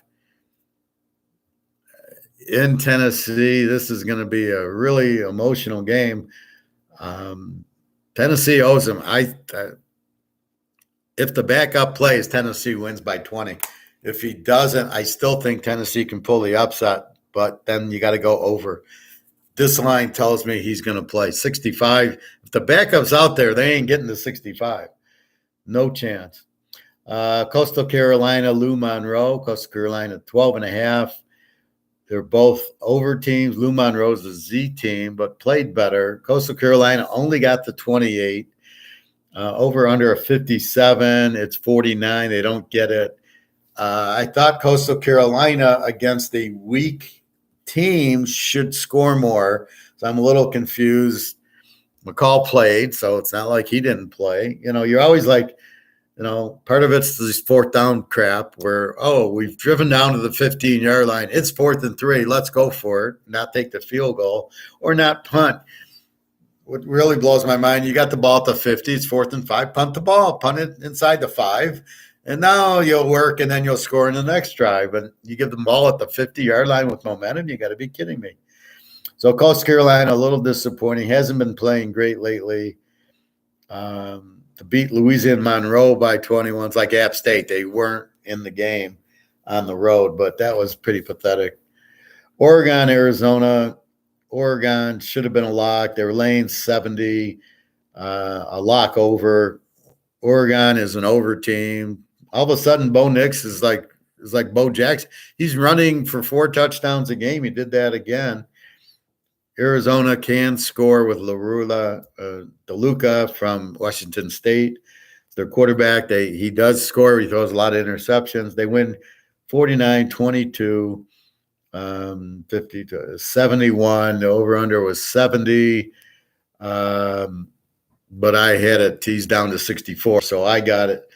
It was 42-22, so I had it at that point. I think I was 63, but maybe 64. But anyway, I got it, and they got the extra touchdown for good measure. And so 70. So Oregon's just a total over team. They score, and they score quick, and their defense is not good. And Arizona's an over team. So again, overs play each other, and you get what you think. And again, this was only 70. Why was the Western Kentucky 72? Everybody else is upper 60s. Everybody else goes over but Western Kentucky. It's just really blows your mind. Fresno State, Boise. Fresno State, we know. Great quarterbacks out. Hayner. Boise's been crap. Fresno lost to Connecticut. Now they lose 40-20. Boise's laying 7 and an over-under of 45. Boise gets 46. Where did that come from? Boise can't score. All of a sudden, 46 on Fresno. I assume it's turnovers. The kid threw 3 interceptions on Connecticut, and here against Boise. San Diego State, Hawaii, San Diego State. Hawaii is a Z team. They're a horrible team. San Diego State's another beats them 16-14. How bad San Diego State to only get 16 points on a terrible defense? So, again, this shows you how weak San Diego State is. We know Hawaii's weak. In the last game, Oregon State, Stanford, Chase Nolan's out for Oregon State. The backup doesn't do good. They win 28-27. The line went from 7 to 4.5. Again, that told you that Nolan was out. Over under 56 actually gets there. They score 55, which you wouldn't. So Stanford's an over team. They'll score mid-20s, upper 20s, give up that. Oregon State, you would have thought would have been an under without Nolan, and it really did go under. So again, 16-2, unbelievable. And it was really the East Car. I have them out, a little stronger than they are, and going against Tulane, who's apparently a little stronger than they are.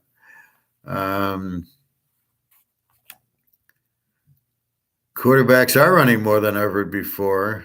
I understand that, but I want a quarterback who throws. Alabama's going to win that game. Got a great backup. It's not who I saw against A&M. Their backup sucked. That's what you don't understand, backup quarterback. Oh, I understand backup quarterbacks. I keep telling you, Cooper Rush, he's the backup. So not quite sure I understand that comment. I know football just as much as you at your district camp and obvious. I don't understand. If you ever use supercomputers to study football, no. Right here. Kansas City tonight. Yep. Yeah, I got Kansas City tonight, Derek. They should win by 10, maybe. I think they're on. They beat Tampa Bay. I look for them to win. So if we look at next week's games, what sticks out? What good teams lost? Well, App State lost. Utah lost. Oak State won. Baylor, I don't know if Baylor played Division II or not. Otherwise, they're off of a loss. Memphis off a loss.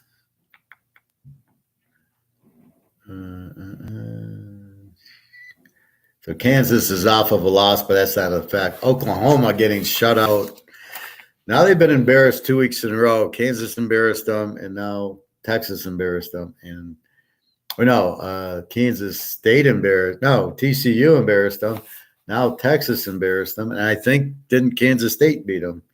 So they've lost 3 in a row. And guess who they get? They get Kansas.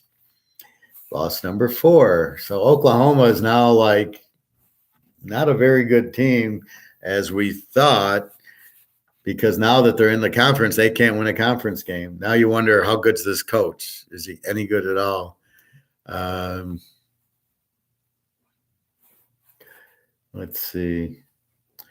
Clemson's starting to look better. Texas running the ball. Big test for Michigan. Missouri, Florida, Tennessee, we just talked about. Arkansas, now they've lost to Alabama and Mississippi State. We'll see if they get their quarterback back. They're a good team with them. Pitt finds some scoring. Oak State looked like Oak State. Toledo looked good. Central Michigan's not scoring. Kent isn't really scoring. So UCLA, the big win. Utah off a loss. Georgia's looking better. Duke loses to Georgia Tech, so they're not that good. North Carolina beats Miami. Questioning Miami. Ohio State's rolling. Washington off of a loss, but they're just an over team. Let's see. James Madison killed Ark State. Look for them. Air Force. Now they've lost again to Utah State. I don't know who they can beat. They barely beat Navy. App State off the loss. Wake's looking good. Key State beat Iowa State 10-9. Nothing really there. Illinois beats Iowa 9-6. You can't say Iowa's off a loss.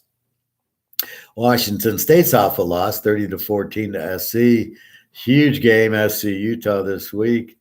Kentucky off a loss because their quarterback didn't play, so it's up to the quarterback playing.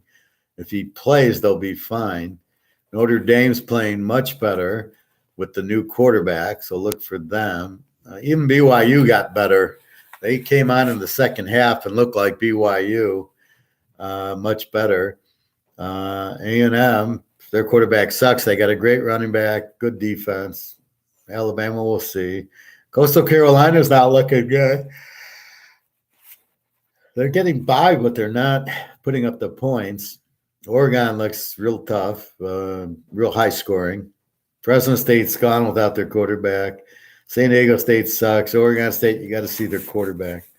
So now let's bring it forward to this week. Baylor got West Virginia. So I don't think Baylor played last week. So Baylor's off the loss, and they got West Virginia. I look for Baylor here. Navy, SMU. What do you do with Navy? All of a sudden, they're scoring 50 points, and now they got SMU with no defense. This could be a huge over, but how do you trust Navy to keep scoring?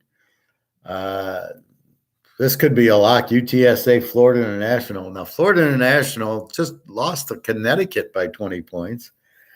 And here in UTSA just beat Western Kentucky. UTSA needs the game. They're the ones that played Texas really tight for 3.5 quarters. Robinson, the running back, took over, but you're not going to see that out of Florida. This could be a UTSA blowout. Miami, I can't trust until they get it right. Now, here I got Kansas laying 7 to Oklahoma, and they got Oklahoma laying 7. 64 is the quarterback playing. If the quarterback playing, this is the Alabama game. If the quarterback plays, it's an over. If he doesn't play, it's Kansas and 13. So we got to try to figure out if whatchamacallit, Gabriel is playing. But Oklahoma's defense, all I can say is it sucks. Texas 49-0 and TCU 55. Kansas is going to be in the 40s or 50s.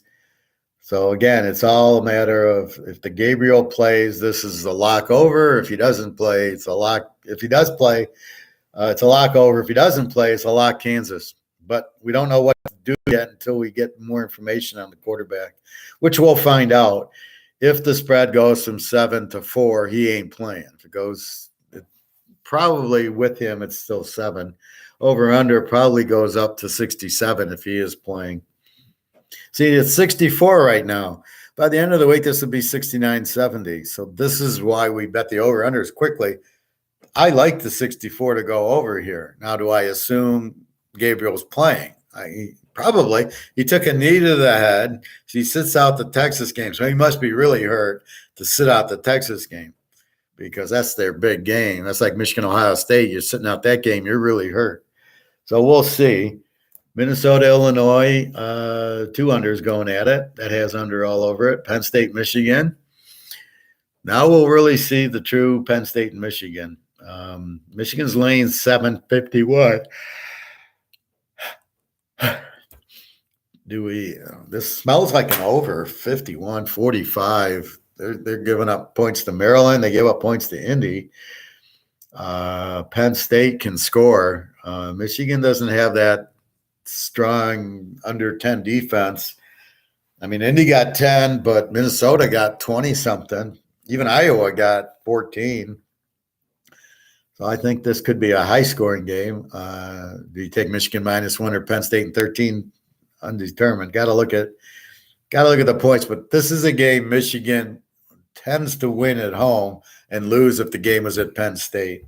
So they could win by 1, but Penn State's pretty good. They're probably a very live dog here. Central, Akron, Central has been playing terrible ball, not scoring a lot. Akron actually scored. I can't even go over on this. Should be an easy over game. I can't trust Central to score. They are not scored. Something is wrong there. They're not playing well. They're not scoring. I would assume it's injuries to the offensive line because that screws up everything. Auburn and Ole Miss.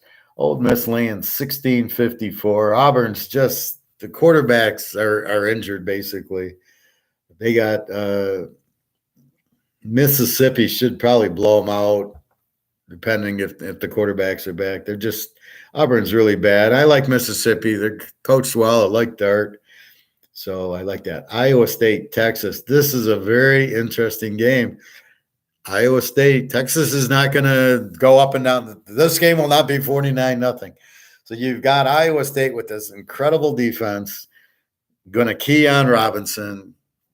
You got Texas off an emotional kick-ass. Now remember, they lost to Texas Tech, then they come back, and now they won the next game, then they kill Oklahoma in a big rivalry game. They will be flat in this game. They're going to run Robinson, and I guarantee you Iowa State just stuffs them. I don't think he'll get 100 yards. So now it makes it an under game, which means 23 points in Iowa State. They don't score a lot. Over under of 50. This is smelling like an under. I don't know what Iowa State can score, but Texas, they're not going to light it up against this defense. I guarantee you. This is a very imagine it's Washington State or Iowa that you're playing. Would they get 50 points on Iowa? No way. Coastal Carolina, Old D. Again, Coastal Carolina is struggling offensively, maybe injuries to the offensive line. I know they have running back issues. I see in their injury list 2 running backs, 2 wide receivers. Well, they're probably starters, and that's probably what the problem is. So even though you got the quarterback, if the running backs and receivers are out, he's got nowhere to throw, is my guess what's wrong with Coastal Carolina. Buffalo 17 against UMass. UMass, the Z team we talked about. Buffalo killed Ball State, who's a much better team than UMass. I think this is a very small line, 17. To definitely Buffalo here. Cal plays the Z team in Colorado. Again, this line's only 14. Cut it to 8. All you got to do is win by 10 against Colorado, who's absolutely horrible. See, this is where you really put your thinking cap on. We're betting against the Z teams.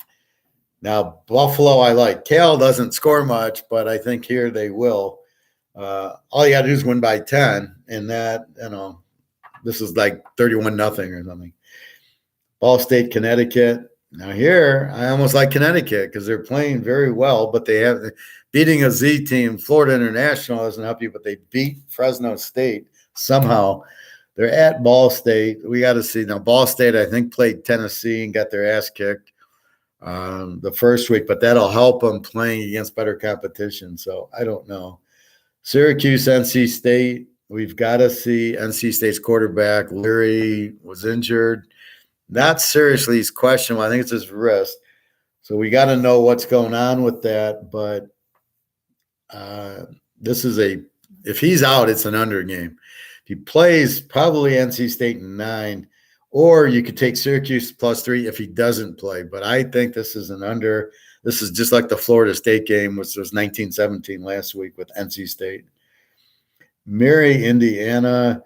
I don't know. Mary's okay. Indiana, we'll find better. Over, under, maybe over. I don't know. Northern Illinois, Eastern Michigan. I am absolutely shocked that Eastern's favored by 2 here.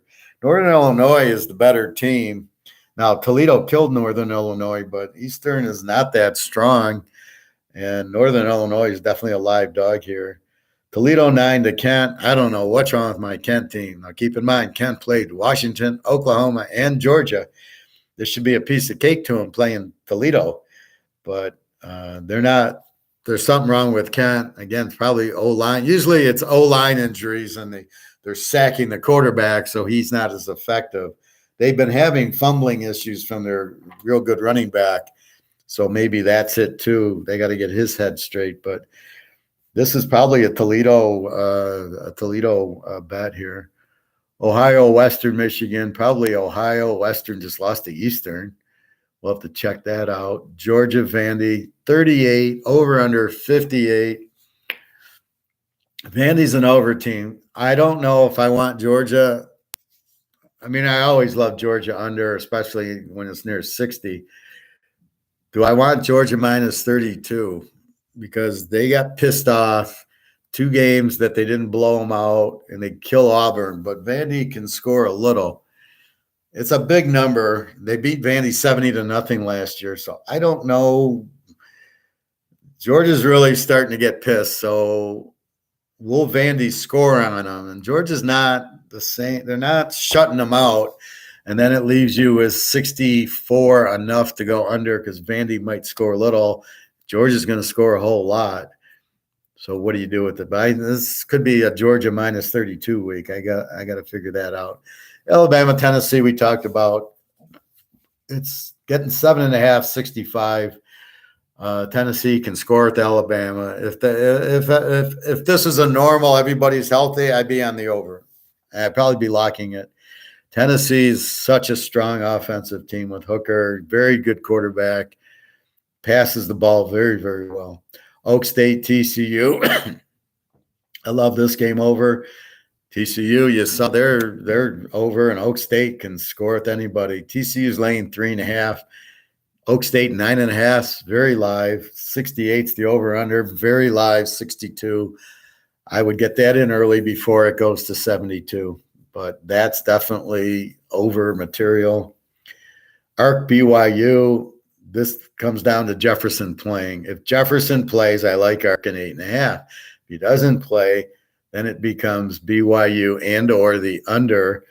So because BYU, they started playing against Notre Dame well. I look for them to win. Without Jefferson, Arkansas looks terrible. So I think BYU wins if Jefferson's out. So if you see the spread go to 7, he's out, and then take BYU -1. If they go if this game goes to even, he's playing, then you probably go to the over. Western Kentucky, Middle Tennessee. I don't know. I think they're both over under 66. That's a tough one. Middle Tennessee, they can score, and Western Kentucky off the loss, so we'll see. Not as obvious. UAB, Charlotte, UAB, the very strong team. Charlotte, good quarterback in Reynolds with no defense. I think UAB is going to run it down their throat here. Texas State, Troy. Texas State beat App State. Go figure that out. I get App State wasn't into it, but really. And then you got Troy, looks very good. So I don't know. So it's too big of a number to take Troy, but I can't take Texas State. Here you go. Wisconsin 7 over MSU, over under of 48. MSU without a defense. Wisconsin's going to run it down their throat. Michigan State should be able to score a little bit. This is a tough one.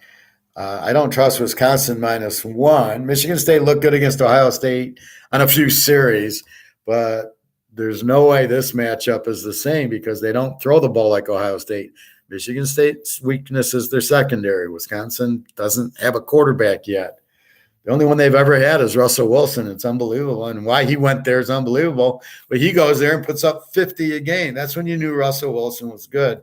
When you could go to Wisconsin and put up 50 a game and go to the Rose Bowl and win the Big Ten, you know that he's a good quarterback. I mean, that's how you draft a quarterback.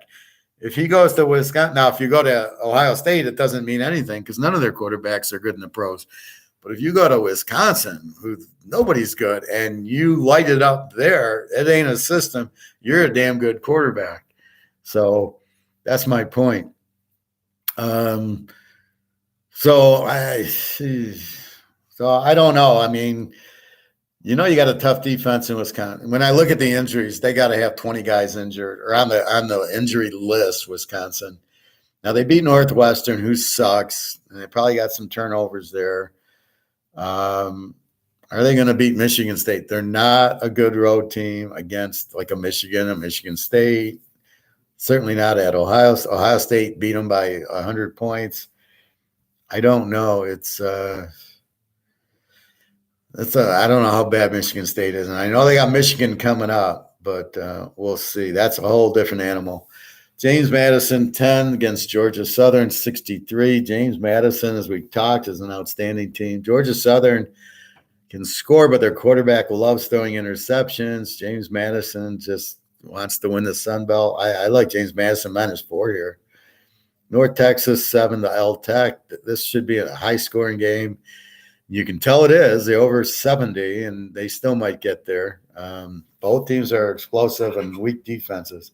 So it's hard to play when you got a team like North Texas. It's against an L Tech. It's hard to play North Texas because L Tech can score, and you don't have a defense. If you don't have a defense, how are you going to get the stop? So then it brings in go over. That's how I determine the over.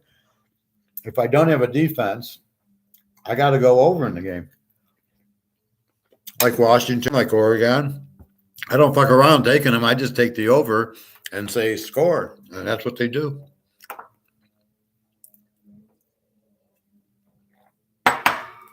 Okay. Where are we at? All right. Tulane, South Florida. Tulane just beat East Carr, laying 11-54. South Florida's been playing better. They played Florida pretty well, and then they just played Cincinnati pretty well. So they're scoring. So I got to check their quarterback. Maybe he's better. I think he's the Baylor quarterback, Bohannon. I think he went to South Florida. He's a good quarterback. So we'll see. I'm not really going to mess with Tulane. I might go over. They're a good scoring team, so we'll see.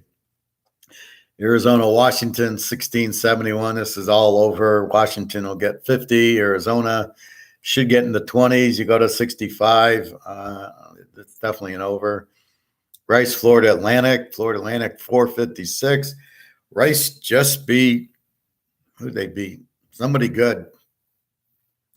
They beat, I want to say Coastal Carolina or one of those. They beat a good team. They're scoring well. I think they're a live dog or over 50. I'll have to check that out. Florida 2.5 to LSU 48. Somebody tell me who LSU is because I don't know who the hell they are. I can't get a feel for LSU. I think they have a good defense, and then they give up 50 points to Tennessee. Florida, I know, has no offense. This could be an under game. LSU should be pretty pissed off after getting blown out, so we'll see. LSU could be a live dog in this one. Utah State, Colorado State. Utah State -11 has been playing very well. Over under 48. I'll have to see. Do I take Utah State as a road favorite or go over 48? Ark State, Southern Miss. Ark State, live dog, over team. Southern Miss, okay team. Ark State could be a live dog there. South Alabama, who I really like against Lou Monroe. Now, they held in there against Coastal Carolina, but I don't see them holding in there against South Alabama. Laying 17. I like South Alabama laying 11. I think they'll kill them at home. El Monroe got their game. They beat Lou Lafayette. They played Coastal Carolina close. Not in this one. Clemson, Florida State. Clemson minus 4.5, 51. This is under all the way. Florida State, decent defense. Clemson, we know has a good defense. Clemson's been playing well. I can see Clemson plus 1.5 being a good play. I can see this being an under 57. I can see either or. Purdue 14 over Nebraska 58.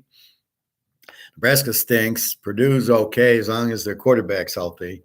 Purdue should bury him. I think Nebraska is just terrible. And the new coach, will it go over 58? That's a possibility. Nebraska stinks defensively, but they do have weapons offense. Purdue's not a great defensive team.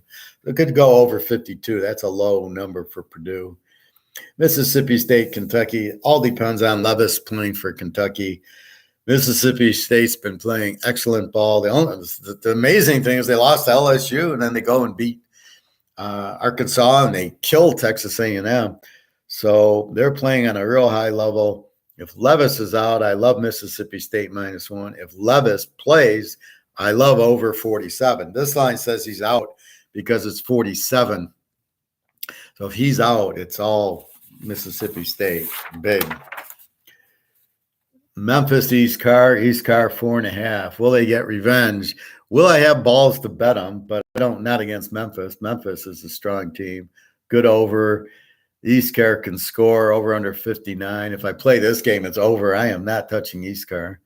Notre Dame 17-52 against Stanford. I think Notre Dame just crushes them.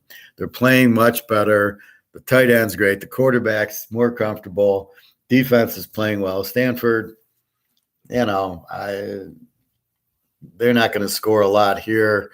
Notre Dame -11, I think, wins 52. With Notre Dame's defense, it's hard to go over 46. I don't know that Stanford scores too much. They'll probably get 14, probably 35-14. So that's a 49, somewhere around there. North Carolina, Duke. This is the rivalry game. This is the Michigan-Ohio State game for North Carolina and Duke. -7, 67. We know North Carolina puts up numbers. We know Duke just lost. Duke just lost to Georgia Tech. We're like, what the fuck? How do we take Duke in this game? Although it's a home dog in a rivalry game, normally gets to play. 67, North Carolina, is going to put up 50 in this game. I like North Carolina -1, I think, just because I don't think Duke was looking ahead when they played Georgia Tech. You lose to Georgia Tech, I got a feeling North Carolina's going to light them, but I got a feeling this game will end up pretty close. New Mexico State, the over-under is 38, and I doubt they'll get anywhere near that. New Mexico won't score, won't give up any points. This game will be New Mexico State's quarterbacks out. This game will be like 13-3 or something like that. Game of the week, USC, Utah. Utah laying 4 and 60. I don't know. My buddy wanted USC in 10, and I'm like, no, we're going over 54. That's a joke. Against UCLA. It's the same game as UCLA, only you've got a lower number at 60. You got 54. See, what everybody's looking at is USC, Washington State. Utah does not have Washington State's defense. Look what UCLA did to them. This game is definitely over. Washington State, Oregon State, this game is definitely under. Oregon State is a 3-point favorite. I got to check for injuries here. I assume Chase Nolan's playing, which then makes it Washington State's a very live dog here, and the under's a very live under here. Washington State, it's such a strong defensive team. So we'll see what the injuries look like. So right now we're basing, and then we got to check the injuries. Now I looked at the injuries last night, but I don't think I got to give it a day or two to really check it out. Air Force 9.5 over Vegas. I don't know anything anymore. Air Force playing terrible. Vegas, who I thought I could trust, is not playing well. Over under a 53. I honestly have no clue on this game. San Jose State 7-49 against Fresno State. Now here I love San Jose State. They've been scoring. Fresno State's quarterback, as far as I know, broke his ankle, so he's not coming back anytime soon. The replacement's terrible. Lost to Connecticut. San Jose State -1 is a joke. And then Nevada, Hawaii. How can Nevada be favored over anybody? Even Hawaii, at Hawaii, over under 48. I got to check over-unders on that game, but that would be it. So that is Week 7's preview. So, again, as you get later on in the year, you understand the teams better, but now you got the injuries.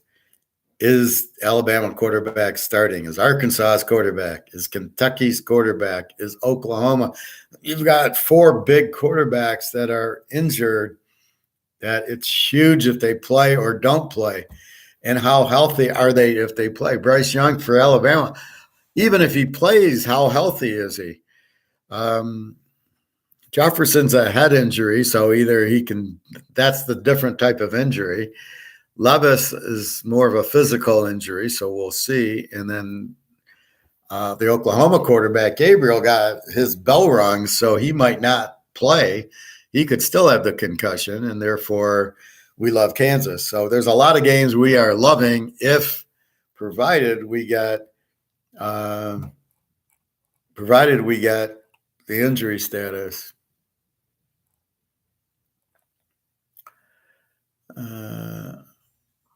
Darlene, I don't believe in home games. I don't believe in one game. I believe in current.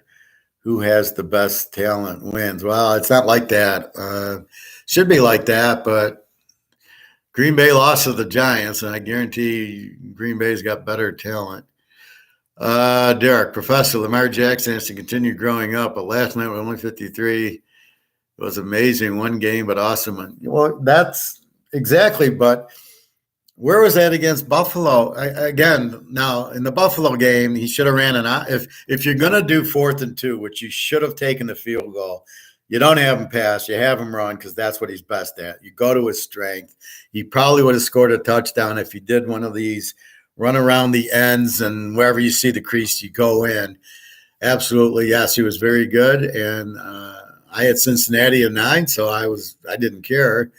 But, yeah, but that's what you need from Lamar. He needs to do that more. But where was he the whole game? But, see, Cincinnati's got a very good defense that nobody wants to pay attention to. I don't worry about Alabama. Alabama's going to run away with the game with the backup quarterback. I don't think so, Darlene. Tennessee's a very good team.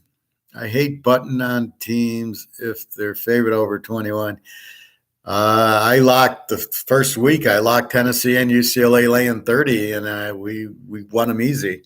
It depends who they're playing. You've got to see who they're playing. You can't get stuck on numbers. There's a reason they're 21-point favorites. If they're good, if they need the game and they're a good team, the other team sucks, I'll lay 38. Alabama's winning laying 49. I mean, it doesn't matter. Don't get a number stuck. Syracuse, I watch Syracuse football. Okay. I spent hundreds of hours watching football games before I bet. Okay. Strong count on the backup from Alabama. You're making a big mistake. Okay. Really find out what the Alabama quarterback is going to be about. Well, I'm judging him on the Texas A&M game. He looked terrible. And, you know, if he's really that good and he can do it, I think against Arkansas, didn't he play a little? So, you know, if he does play and he's good, then I'll bet the game over. So, but don't mistake Tennessee. They're a very good team. Yeah, Derek, just like you're saying, Tennessee is much improved. Well, I think it's matchup problems. The way you beat Alabama is to throw the ball quick. So what Alabama does to you is they blitz 5 guys. That's why A&M had trouble because the quarterback couldn't throw the ball quick. I thought they should have done more screens against Alabama or crossing patterns behind the blitz would have worked against Alabama. And Tennessee will do that all day if they can even get Hooker because he's a fast quarterback. But he's more of a pocket passer who can run. He's not looking to run. He's looking to throw. And they got excellent runners and excellent receivers. So Tennessee, absolutely. I mean, look what they did to LSU, who was a very strong defensive team, and they just killed them. So you can't, you know, Alabama. Where was them against A&M? They didn't. They didn't look too good. I don't like a team winning over 70. I would never. I don't like that. I mean, when you get over 21 and getting won by 70, I don't want to bet. Okay. Are you a college football fan? Do you have your team in college football? Do you have your team in NFL? I'm a handicapper. I don't really have a team. I like whoever I like this year. I like Tennessee and UCLA this year, but next year it could be Utah. And I love Georgia. They're I love them, but um, I'm here trying to pick winners. So I can't be emotional like you are with Alabama and say I'm just going to bet Alabama. I know that the defense wasn't good. I already know that you know what you know, how I know you knew. I know that. I use the soup. I don't use my eyes. Okay. Should I swim at least 100 hours a week watching film using supercomputer models, using computer regular models, using Xbox? And I talk to coaches. Okay. I think you are a bookie, not a fan. I'm not a bookie. I do bet the games. I'm not a bookie. I booked when I was like 12 years old. I used to book to my friends in like seventh and eighth grade, but I'm not a bookie now. As you can see from my gold and silver, I'm an economist who likes football. That's my passion. Since I've been young, I've been watching since I was 5, and I'm very analytical. So I look at trends and I look at what things happen, and I ask myself, I'll ask myself, why did I win Utah UCLA? But then I'm going to ask myself, why did I lose the Vegas game? Oh, I overvalued them. Okay, so I try to walk slowly with the overvaluing of the weaker teams. I know Georgia, Tennessee, Alabama, Ohio State. I know how strong they are. It's when a UNLV gets better, are they better? Georgia Southern, are they really better, or maybe they just can score a lot? So I go slowly with them. Miami, I was on Miami last year. Miami is scoring, so I'm off Miami this year, and I found a Georgia Southern to bet over, or TCU to bet over. I thought Dallas Cowboys have like 49er defense. I think Dallas defense 4 better, so that's what I went. Not surprised I was one. Okay. Vegas, a new football team in college football. Well, they're not a new team, but they've always been UNLV. They just sucked the last 5 years, so they're starting to get a little better offensively. But probably injuries are going to hurt a team like Vegas. Is somebody giving those stats to you? I see the paper in your hand. If something I wrong about, you didn't make yourself. These are my stats. The over-unders I take from the actual games. So I'm getting like, they score 40 a game and give out 30. That's just public information.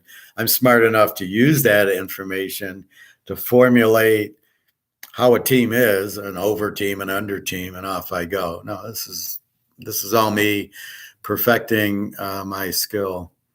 You're getting that paper from the casinos, aren't you? I don't know what you're talking about. What casino? It's not called running around the insert. Saw a bootleg. Don't know. Tennessee, weather even rank. Okay. I can't. I can follow you sometimes, Darlene. Sometimes I don't know what you're talking about. So no, this is me picking games. I think you can tell by the way I describe the game that it's me, because there's no way I can remember this stuff. I just know it. And I put it at a level everybody can understand. So I'm not quite sure really what you're talking about. But no, I'm not a bookie. I'm a handicapper. I do bet these games. I've been betting since I was 10 years old, which is 1969 when I started betting. I know what I'm doing. I've been doing teasers since 77, and I figured out how to bet them. That's all this is. It's me doing my homework, sharpening my skill and going. But I do use, well, what are you seeing here? You're seeing lines. So this is the line from the book. They're my lines first, and then the other line. So I'm saying Baylor -7. The line comes out -3.5. So it's my line that you're looking at that I got from that I made. So I'm looking at the game, picking the game. That's all I'm doing. It's just an art, and I'm very good at it. So anyway, okay. Any other questions or comments? So this is really recapping and looking at the teams from last week's games, kind of starting to preview next week's. Too many questions with the quarterbacks and injuries and just overall injuries, it's not always just the quarterback, but like, is Kentucky's quarterback playing is a big question. If he's out, it makes the Mississippi State -7 a very strong play down to 1. If he's playing, it's not. I mean, Kentucky's a very good team. So that's what you're looking for. So we'll look at the injuries and hope we get information. And at last case, you look at the point spread, as I did, and I called every injury correctly. Arkansas went from 6 to 9. Texas, I think, went from 6 to 9. And so that told me the quarterback was out, which he was. And Alabama's quarterback, I think, got hurt in the game. And I think there was one other. Arkansas, Alabama, Kentucky, and Oregon State. The quarterback, he didn't play. The line moved, so I knew he wasn't playing. But I didn't play. I just didn't know where to go with that game. I left it alone. Is Tennessee ranked? I'm guarantee you they're ranked. I think they're 9 or something like that. But I don't even go by the rankings. I make my own rankings. I find they're biased to the TV schedule, so I don't pay attention to the rankings. I do my own stuff. I don't like to listen to other people because it can convey you get a bias and it skews your perception. So if I listen to a guy on the radio or on or ESPN or Lee Corso and he says, "Oh, I like Miami," and I didn't like Miami, I don't want to bet Miami because Lee Corso said, because I don't know why he likes him. And so I do my research, my analysis, and I pick the game. So when I picked the over in the TCU Kansas game, that was me watching TCU kill Oklahoma, and I already know Kansas scores. So that was it. I looked at the line. The line was reasonable, 67. I went over 61. That was me just knowing and understanding the type of teams, and that's it. So that's all I'm doing. But it's an art and not a science. I don't use computers to put in formulas. That'll never work in football. I don't know that it can work in anything. I'm against analytics because they don't take into account emotion, passion, and all the other stuff. But you can't use a computer. Won't help you here. And you can't bet with your heart. You got to bet what makes sense.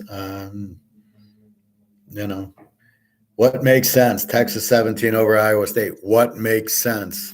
Iowa State, very strong defense. Texas going to be flat after Oklahoma. What makes sense to make the bet? I could go either way or I could go over under. And then it's a gut feel, but I'm not putting a formula in saying, because if you do that, you don't get the emotion of Texas beating Oklahoma. You've got to factor that in, unless you got a formula that factors in a letdown from a big game or off of a loss or Tampa Bay back against the wall yesterday. I had Tampa as a lock. And they win. They win by 5. They're up 21-0, and they win 21-15. But that was strictly off of 2 losses, betting Tampa Bay.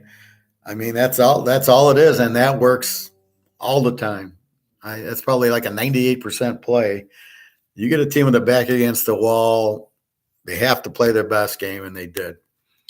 So, I mean, that's really what's happening. I got to watch that tape because I got to see how Atlanta – why they didn't beat them 38-0. So I got to check that out. Anyway, so next thing is check the injuries. I've updated the stats. I've got to add what type of teams these are to the sheet, and I'll go from there. And then I just started to do the NFL for next week. I'll pull the stats tonight after the game, and then I'll make my own lines. This is next week's line. So I don't know where you're seeing casino. I did this, and then I'll put in my lines, and then where they differ, I will go. But again, the teams are changing, overs and unders and things like that. So I got to see the over teams, the under teams. I don't even know if there's a Z team in the pros anymore. Used to be the Lions, but now they're an over team. The Jets just killed Miami. Houston just beat Jacksonville. Jacksonville, I thought was an A, is an under team. They're not an A. Lawrence still sucks. All he does is throw these 5-yard passes. It's unbelievable. All he does, check down, just like Tagliabue does, little tiny passes, and then he throws in it. He's at the 9-yard line, and he throws an interception, like right to the guy. You're like, well, this guy sucks. So you can't bet on Trevor Lawrence. So that's another check. Like I can't bet on Fields. I can't bet on Lawrence. They're under players. They're terrible at reading coverage, and they throw a lot of interceptions. And so that's what I analyze, right? I analyze the defense, the quarterback, and we're going to bet on Joe Montana. We're not going to bet on Joe Blow. So anyway, you have over 5 supercomputers, and guess what? I use those models, and they work every single time. It tells me what the score is, and it came out exactly where it works. I don't believe you. You cannot guess the score exact. So you guessed. So let's see. You're trying to tell me you had Texas 49, Oklahoma nothing. You knew the quarterback wasn't going to play. How about better? You had Buffalo 38-7 over Bowling Green. Really? Okay. You had Tennessee 13 over LSU. Really? Okay. So we have one policy here. You gotta be honest. I don't lie to you. I'm honest. This is a class, so I don't like bullshit in my class. So don't give me that. Supercomputers don't work. The average scores don't work. So anyway, I will leave you with that thought. So www.teaserking.com. I'll be here tomorrow. We'll talk about the pros and start looking ahead to next pro week while I work on the college games and everything. All right. I think that's it. So www.teaserking.com. And I think I've already played a 10-team teaser for next week. Well, at least we've got most of it figured out. All right. Thank you very much. Have a great day.